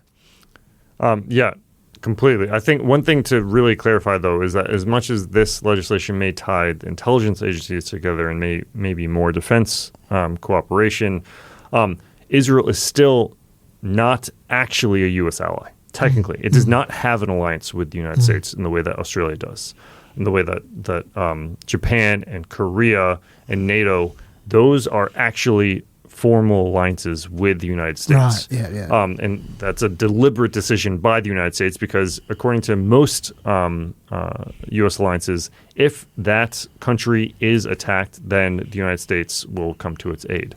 Israel is attacked often. Yeah, the U.S. is not going to be coming to Israel's aid every time it's attacked. So, yes, people talk about Israel being an ally, but it's technically not. And that's a key distinction. And I don't think any of this legislation would change that. Except, I mean, I'm sure you're right, but there is another piece of legislation that's in the mix from Tom Cotton. Have you heard about this one? Yeah. Tom Cotton wants to amend the Intelligence Authorization Act. What we're talking about, Section 224, what we've been talking until now was an amendment of the National Defense Authorization Act, the military funding. He wants to amend the Intelligence Authorization Act to expand and enhance intelligence sharing with the government of Israel, which, wait for it, shall not be suspended, reduced, or otherwise materially limited except on the basis of a specific and identifiable national security concern. Now, this other one has a time limit. I think it's like 3 years or 5 years or something. I've forgotten what it is. Tom Cotton's one is forever. It would be illegal to not share intelligence with Israel forever. Which is that's pretty extreme. Like that's way above Five Eyes. Mm-hmm. Yeah. So look, that's obviously not going to get passed. But nice try, Tom. My old mate Tom Cotton. I've gone back to my roots there. I started the PEP way back when, going that Tom Cotton was my least favorite politician back in the day, and now he's come back. Is he in the Pantheon least favorite? These days there are so many worse than him. Yeah, I was going to say he seems pretty normy at this point. No, I was saying this is back in 2019. Yeah, I was back then. I was like, who's number one right now? I got to think about this for a while. There's a lot of contenders, man. I'll get back to you on that one. Okay? JD Vance. No. I mean, that's a soft area with the Peppers. That's unfair. I didn't know that. No, because I've said that he's smart a few times, and people think I'm in love with him because of that. But that's not true. But he's definitely not my least favorite. I mean, look, honestly, Trump would be up there. But I'm trying to think. There's going to be worse. Oh, Randy Fine. Randy Fine. He's the worst. Okay. He's so bad. Okay, why? Yeah, he's my number one. Look, I don't want to spend the rest of this pod. We've got 15 minutes left talking about Randy Fine. He doesn't deserve it. But, especially given you're not finished. Yeah. You got to talk about Santos. Do you want to talk about Santos? We don't have to. We've got 15 minutes left. We've got California. We've got Santos. What do you want to do? We've got Hegseth. Take your pick. California, Santos, Hegseth. I like Santos, and then Good luck. No, Yeah. Santos, and then can we cover any of Trump Welker? Oh, yeah, of course we can. Yeah, there you go. Fourth one. There. So I think Trump Welker goes on to your gratefuls, dovetails nicely to your gratefuls about media. Yeah, sure. Well, do you want to talk about that now? Yeah, let's talk. Forget Welker Santos. First. Yeah. Santos is just always going to be. He's like that. You know what Santos is? He's like that politician who was running for office on Tinder. You're just like, he's like always going to try to get in the news somehow. He's always. I don't think he's trying to get indicted. Yeah, but who cares? Like, I mean, like, why are we even following him anymore? He's just a crook through and through. He's a crook through and through. Okay, an fine. alleged We're talking crook. about An alleged crook, supervisor. An alleged crook. Okay. Sorry, you're right. An alleged crook. Let me just quickly say Santos. Okay, Actually, under no, he's investigation. convicted. He's convicted. Doesn't matter. Under investigation by the Justice Department. Yes. And over suspicious trades on the prediction site. Kashi. Yeah. Over whether he would attend the State of the Union or not. Yes. He cashed out tens of thousands of dollars. The question is, what has he been doing since then beyond appearing on Piers Morgan's show randomly? He also has his own podcast, Doing Time with George Santos. Sure. He also has, shockingly enough, joined Cameo one more time. So if anyone wants to give Chaz that birthday present that he's always been wanting, it's readily available. But yeah, so it looks like he has also been dropped for being from his paid influencer gig with Polymarket. That's right. It turns out that they have morals about something, and it's this: ripping off predictive apps. Why are we still talking about him? He's gone. Okay. You know what? Here's why. He's going to get appointed to something. He probably will. That's why. We can move on. But we got to do better in explaining what the story was than we just did. Sorry. Okay. So be very, very quick. People were betting on who was going to the State of the Union back in January, right? Yeah. So Santos tells everyone online, I'm going to go to the State of the Union. He then spends tens of thousands of dollars on Kashi, betting on himself going to the State of the Union. And then you'll never guess what happened. He tweets out, watching State of the Union from an airport TV was not part of the plan, FML. Because he said he was snowed in at the airport, so he couldn't go to the State of the Union. Unfortunately, he had to make heaps and heaps of money from Kashi. For whatever reason, he made it really easy to trace that they were spending lots of money, they were giving him lots of money for betting on himself, and so then they reported him to the Commodity Futures Trading Commission and the Department of Justice.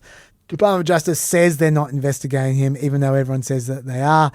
That might make sense. Maybe Kashi did report him, and then the Department of Justice did nothing because they don't give a shit because he's Republican. That's not a compliment to the Department of Justice because it's pretty obvious. And then the coda is 3 days later, he contacted the reporter from NPR. I don't know if you know this, and threatened him. He said that, Santos said, my lawyers have been calling the Department of Justice all day. They can't find any investigation. The reporter asked who his lawyers were. Santos wouldn't say. The reporter asked whether Santos really did have attorneys. And he said, I'm George fucking Santos. Of course I have a legal team. This story's going to get you a gun in your face. Then the reporter followed up and Santos texted him, I never said this story would get a gun in your face. I said it would blow up in your face. And that's it. That's where we're at. It's just funny. He's Santos. He's comical. He's like Colin from Press Gang. He's a rogue. He's irascible. He's an alleged con man, which is very funny. Okay. Incompetent, alleged con Talk man. about what you want to talk about. I want to talk about Trump Welker because I don't think people understand or appreciate sometimes enough why politicians engage with members of the media. Go for it. Why did the media engage with him? That's all I want to know. So conventional politicians will deliberately do interviews with some outlets because they think that the interviewer will be sympathetic to them. Sure. You know, as we all see with Republicans going to Fox because they'll have a sympathetic audience there. Sometimes that host will literally campaign for that Republican. Or you even saw Platner going on MSNBC. There's a reason he went on MSNBC and not Fox, right? Yeah. You want to have a sympathetic, understanding interviewer, not someone who's going to surprise you and do any gotcha journalism. So then why does Trump talk to NBC? I remember when this happened, and I think it will surprise no one to know that I'm subscribed to basically every notification alert possible from media, and so I just got a million notifications. Trump storms out of interview. I was like, oh, I wonder what's going on here. And then I watched the interview. I was like, what? I don't like. So many things bothered me about this. As we know, there aren't that many outlets that are still openly antagonistic to Trump. But why, if you watch this interview, you'll see that Welker really decides to die on the hill of litigating 2020 with him. Have you watched it? Yeah, I've watched it. Yeah. And I'm just like... he's the one who starts it. Yeah, and she could try to pivot, but she doesn't. And she just... There's no evidence. Yeah. I'm just like the gold standard for interviewing Donald Trump remains Australia's own Jonathan Swan. Why was it the gold standard? Because he was not antagonistic. He brought the receipts with him. He showed it to him. And what is the meme of that interview? It's Jonathan Swan looking confused. Because what does Trump want? He doesn't want to be mocked. He wants the confrontation. And so what I watched that interview was like, oh, he just wanted to make news by like getting in a fight with the mainstream media and to get the support of his base. Because if you actually watch the interview, there's nothing newsy in it. Like some of the headlines, are Trump warns that U.S. will finish it out. Trump warns Iran that the U.S. will finish it out militarily without a peace deal. Okay, we've heard that a million times. Trump wants Israeli attacks on Hezbollah to be more surgical. Okay, they've already leaked that to the media a million times. Trump cautions Fed against raising rates. It's the worst thing to do. Wow, shocker. He's never said that before. Trump cuts interview short after Welker fact checks election fraud claims. What is this? Yeah. The thing that I think is the tell is the end of the clip. So for context, it already was an awkward interview because they did it in a farmhouse in Wisconsin, and there was a lot of rain. And they had to stop it at times because the audio was bad. It sounded like he's doing the helipad interview at times because they're yelling at each other, even though they're right next to each other, and it wasn't openly antagonistic at that point. But I just want to play the clip at the very end. Listen, we traveled all the way to Wisconsin for this interview. You can see there, he gives her a nice to see you. Like either he's giving her a nice to see you, Pat, goodbye, or giving her a watch out for the light above your head or something like that. Ultimately, I view that as almost like nice sparring with you. We'll do this again another time. And after that interview, she said they spoke and he agreed to do another interview. I didn't know that. Yes. And so I'm just like, oh, this is just you didn't come with good questions. You tried to litigate 2020. She's one of my least favorite interviewers of him because she doesn't give me anything new that I haven't heard before. And I think this is a nothing burger that got a bunch of news clips about the fact that he was interviewed by the news. I would say there is one possible other interpretation of him touching your shoulder, although I think you're right because of what you just said about the extra interview. He didn't have his balance. Yeah, he could be just old and needed to check his balance. He's old. That's true. I mean, he stepped on the microphone without even knowing he stepped on the microphone because he kept talking afterwards when he was...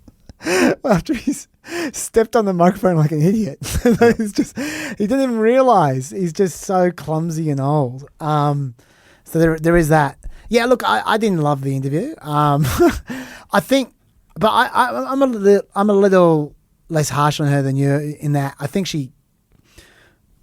I won't say she had to do that, but I know why she did that. She did that because she would have been crucified by the left if she didn't. Because they were going, you're just letting all his bullshit go past without being challenged. Tough. But do you want to get news or do you want to fight?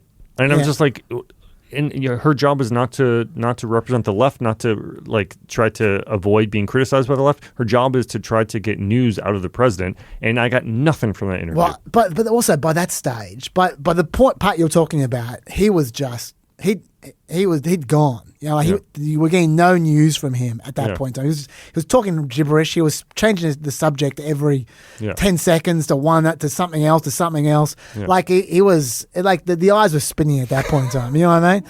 And so it was a news-free zone at that moment. I also thought, but I also feel sorry because it's so obvious. He talks so fast at those moments. He changes so quickly. It's just like trying to grab water. You know, it's just impossible. And her attempts to fact check I found hilarious because, I mean, it's just too much to fact check too quickly. And so she's kept on lamely saying, but there's no evidence. But what about the evidence? And you don't even know what she's talking about because every time she says there's no evidence, he's just said 4 different lies.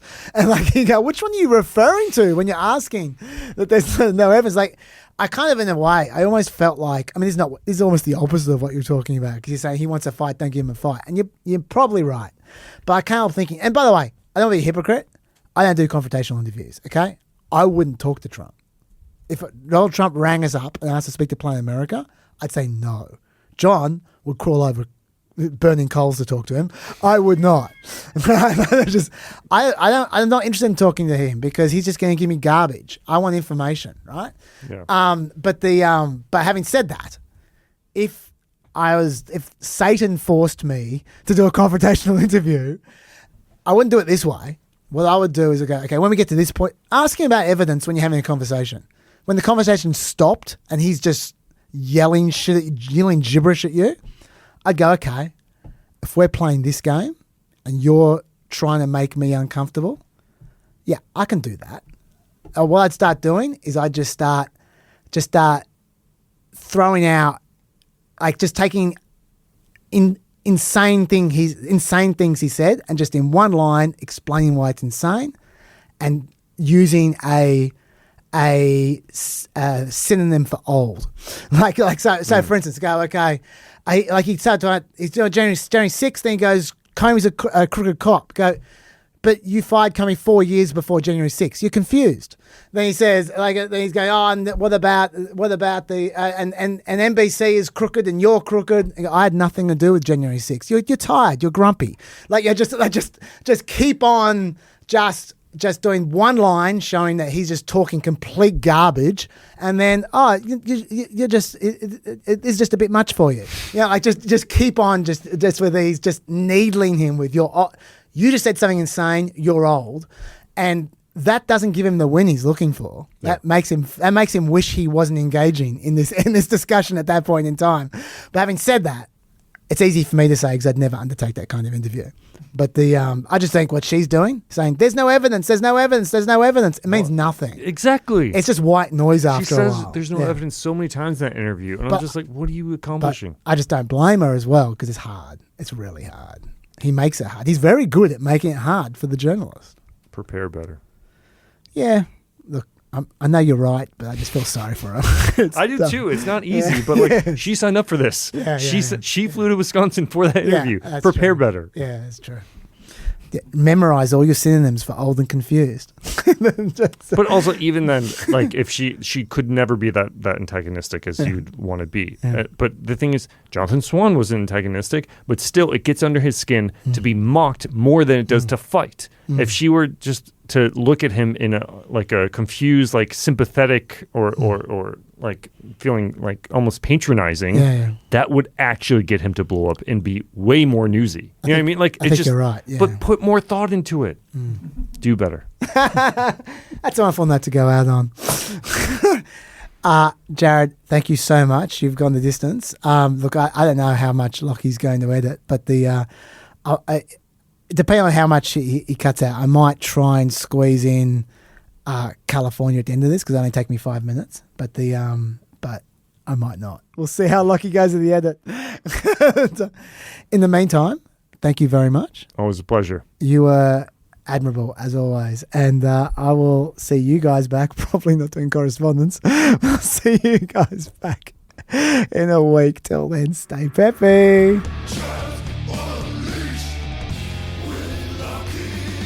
Welcome to the other side of the white flash. This is Chaz Unleashed. With Lockie the Lackey. And Chaz, you've only got 10 minutes that you said you're going to do here, which is a sneeze in the PEP lifespan world. of a PEP. Let's make it good. I want to talk about California and the stolen, rigged election. Okay, so what we're talking about here is the mayor's race in LA.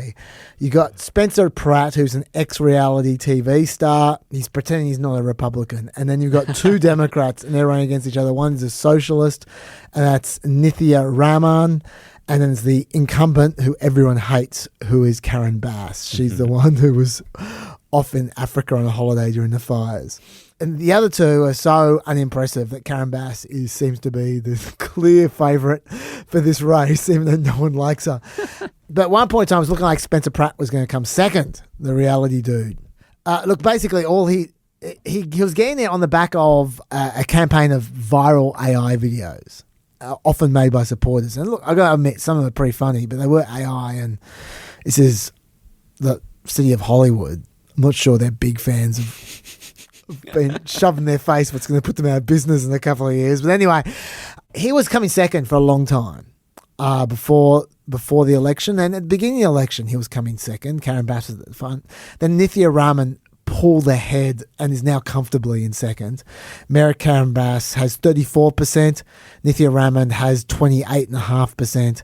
And Pratt now is placing third with 25.8% and falling further behind. Top two get through to the final in November.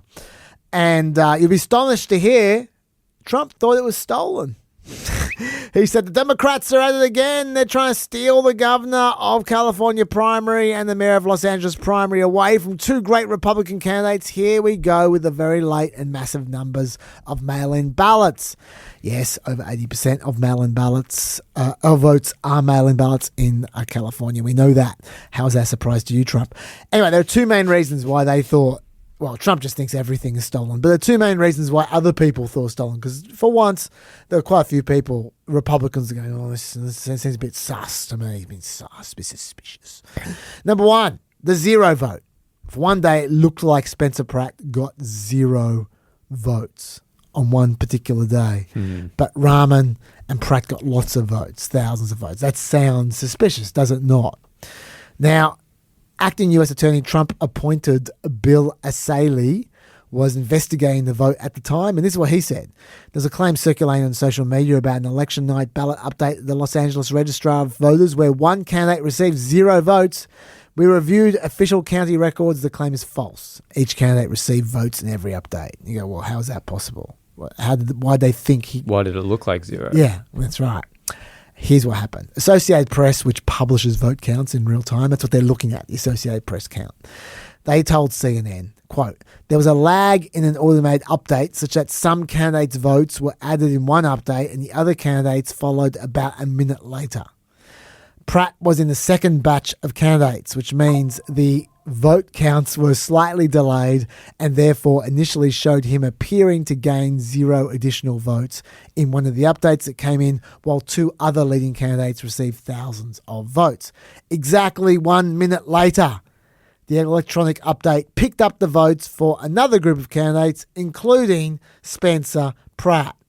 Taken together, the updates included 21,000 votes for Pratt, 12,000 votes for Bass, and 9,000 votes for Raman, along with votes for other candidates. So actually, he did really well in that particular count. They just divided up two halves by a minute from each other. So there was only 1 minute where he had 0 votes. Yes.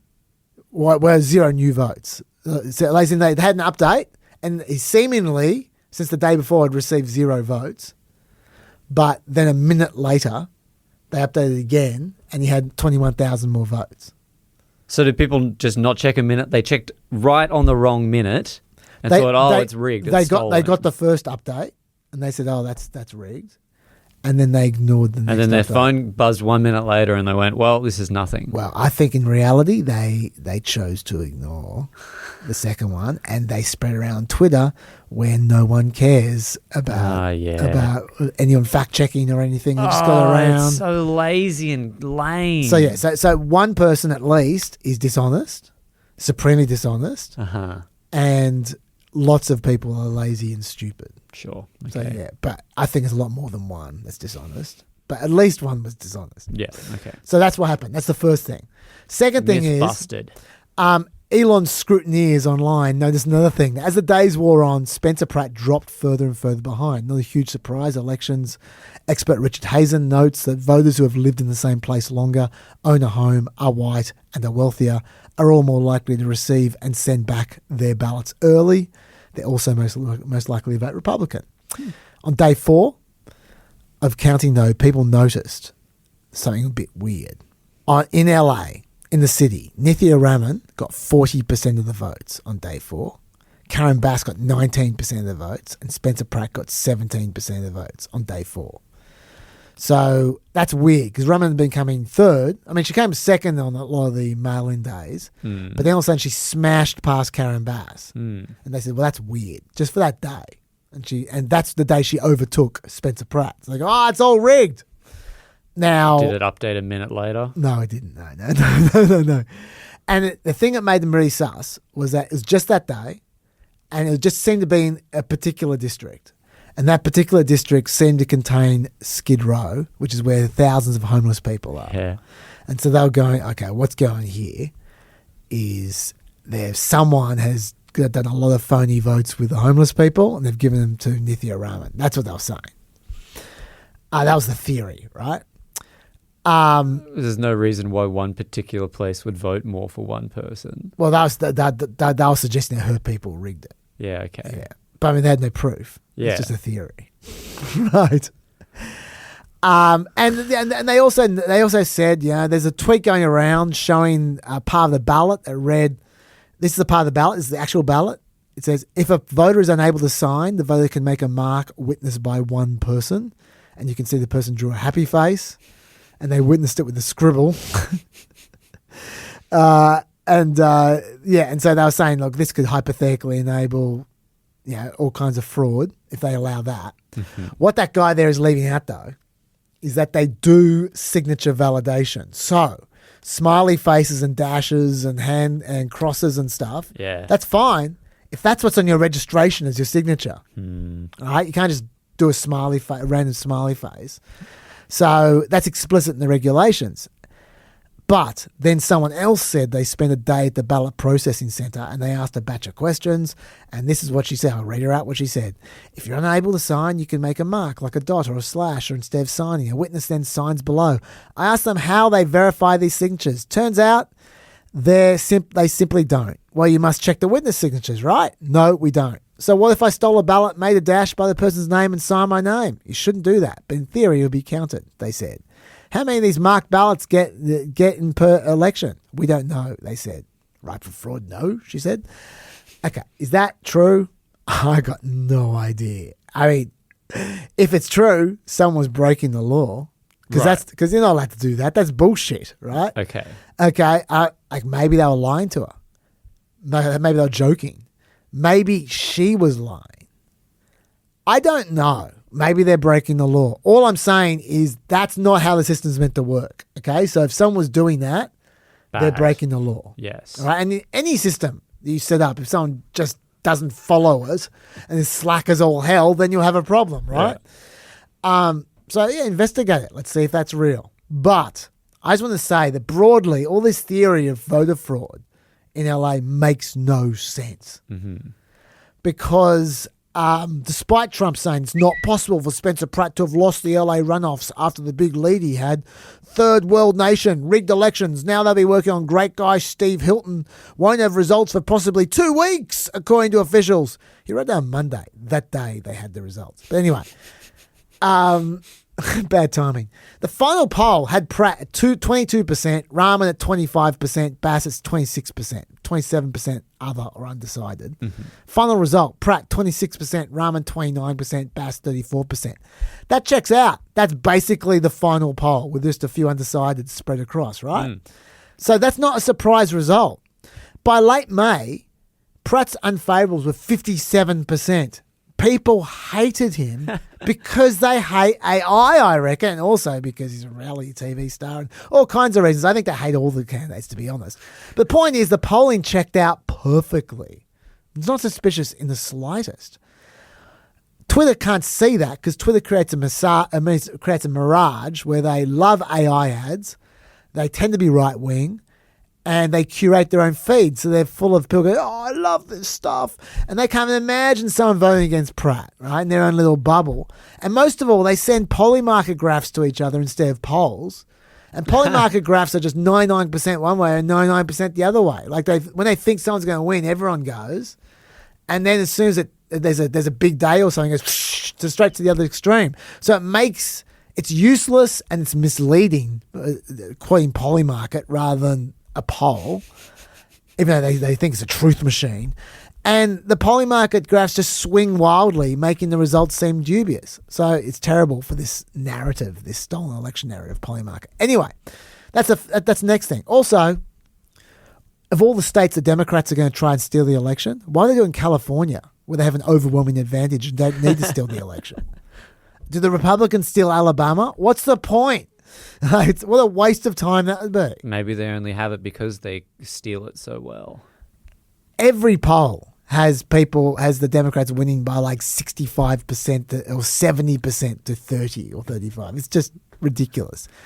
Also, why is Bill Essayli, the Trump's U.S. attorney who actually was investigating voter fraud during this election, say that he was heading there to investigate reports of fraud and he found nothing? Why about Steve Hilton, the other Republican candidate for governor? This is what he had to say. Days now, we've seen nothing that would give us cause to intervene in that way. But more importantly than that, Bill Essayli, the U.S. attorney, who's actually got the full weight, we're just a campaign, he's got the full weight of the Justice Department, and he's there and he's taking a look at it. And I trust that if there is anything that needs to be investigated, that he will make sure it... Why didn't they try and steal Steve Hilton's election?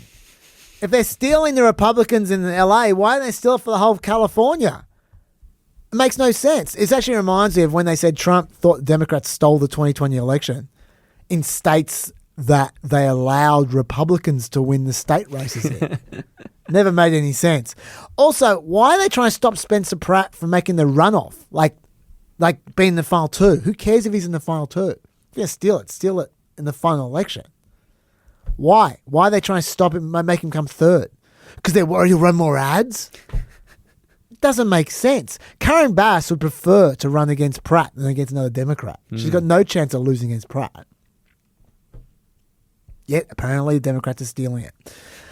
I just want to say one thing quickly, though. Oh, 13 minutes, fine. I just want to say one thing. Just be quick. Yeah. I just want to say one thing quickly. This is quickly. I actually agree with the Republicans about one thing. Okay.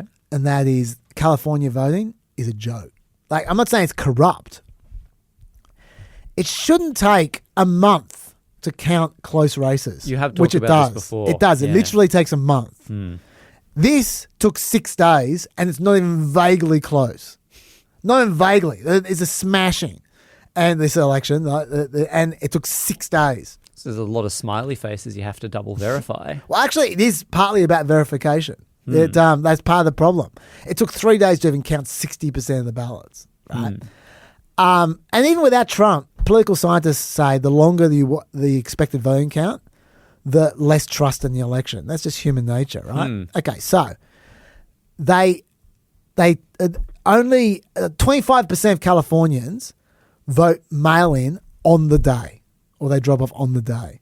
When they drop them off, they got to scan the ballot packet to ensure the voter hasn't already voted in person. They have to verify the voter's signature.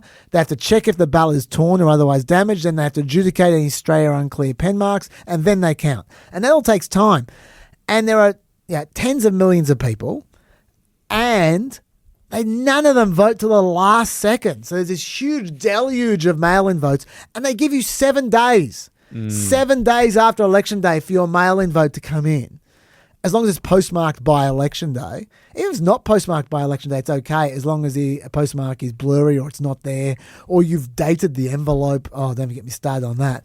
And then they have this absurdly long curing period, which is when there's something wrong with the vote. They give you 22 more days to fix up your vote, to fix up your signature, to make sure it matches, or to make sure you colour in the boxes right, whatever. Like 22 days. They actually just shortened it. Gavin Newsom shortened it. It used to be 26 days. If you take 7 days for your vote to come in, and you take 22 days to cure it, that's how you get a month, right? It's be so easy for them to fix this in California. Make the curing process 2 days, like every other state. Give them an extra day or two at max for the mail-in vote. Why don't you run an ad campaign saying, guys, get your mail-in vote, send off your mail-in vote with a week to go. You don't have to do it all on the last day. What's wrong with you? and it could be so much quicker. I can see why they find it suspicious. Oh, by the way, one other thing, the homeless people. Herding literally thousands of homeless people to vote and collect their ballots, and no one's got footage of this. And no homeless people have ever done anything weird or crazy to draw attention to it. And they do it all at the last second when people are paying attention and not weeks beforehand like they could have.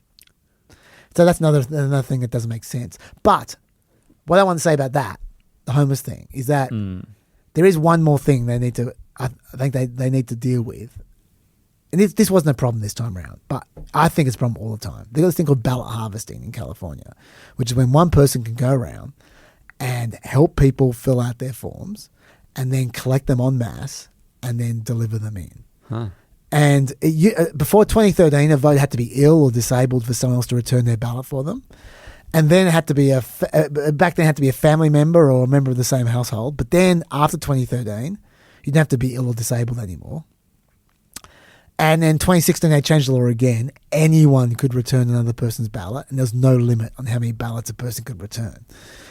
So you can't take compensation for returning a ballot, sure. You've got to provide your name, your relationship to the voter, but it could be anything, and your signature.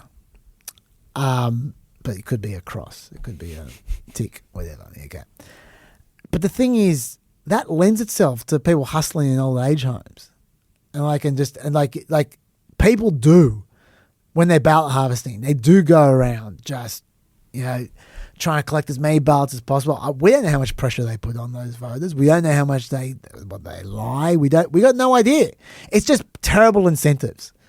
I don't know why you can't go back to 2013 or 2016 at most and say you got to know the people and one max. No one. Don't turn up with 1,000 ballots. Right, because I can see why I think the homeless thing is stupid. I don't think it's likely, but I can see why people think that when you have these ridiculous rules. And so I do think that California can clean up its voting a bit. I think we should all mock the conspiracy theorists about the LA election, but I also think that they've got a point that LA and California elections are just a bit ridiculous. And I see no reason why the rest of America can get stuff done in a day or two, and California has to take a month. And it's all very well for California to go, well, we're secure and get over it. We're making sure everyone gets a vote. I get it. But honestly, you can't blame people for being suspicious when it takes a month to get an election done. Yes. It's reasonable. You can't blame them for being human. I think the most important part of an election is that people are seen to not be suspicious, even if they're doing everything right. And because you got to trust them. And I just don't think California goes out of its way to help people trust in their elections. if you ask me. So anyways, I just want to put out there all that stuff. And this links obviously to Trump and the Trump Welker interview is going crazy about California as well. Okay, I've gone way over time. Let's get out of here. Sorry for the edit. And it's okay. I'm a little bit nervous about this one, I have to say, because I spend about 20 minutes whinging about anti-Semitism, and then I go on about Graham Platner for even longer. And I believe that we put down in black and white that there was definitely not going to be any kind of end of the war, even though every TV around us is saying that the war has ended. So this will be an interesting PEP. I'm looking forward to the feedback we get on this one. Keeps you alive. Till next week, stay peppy.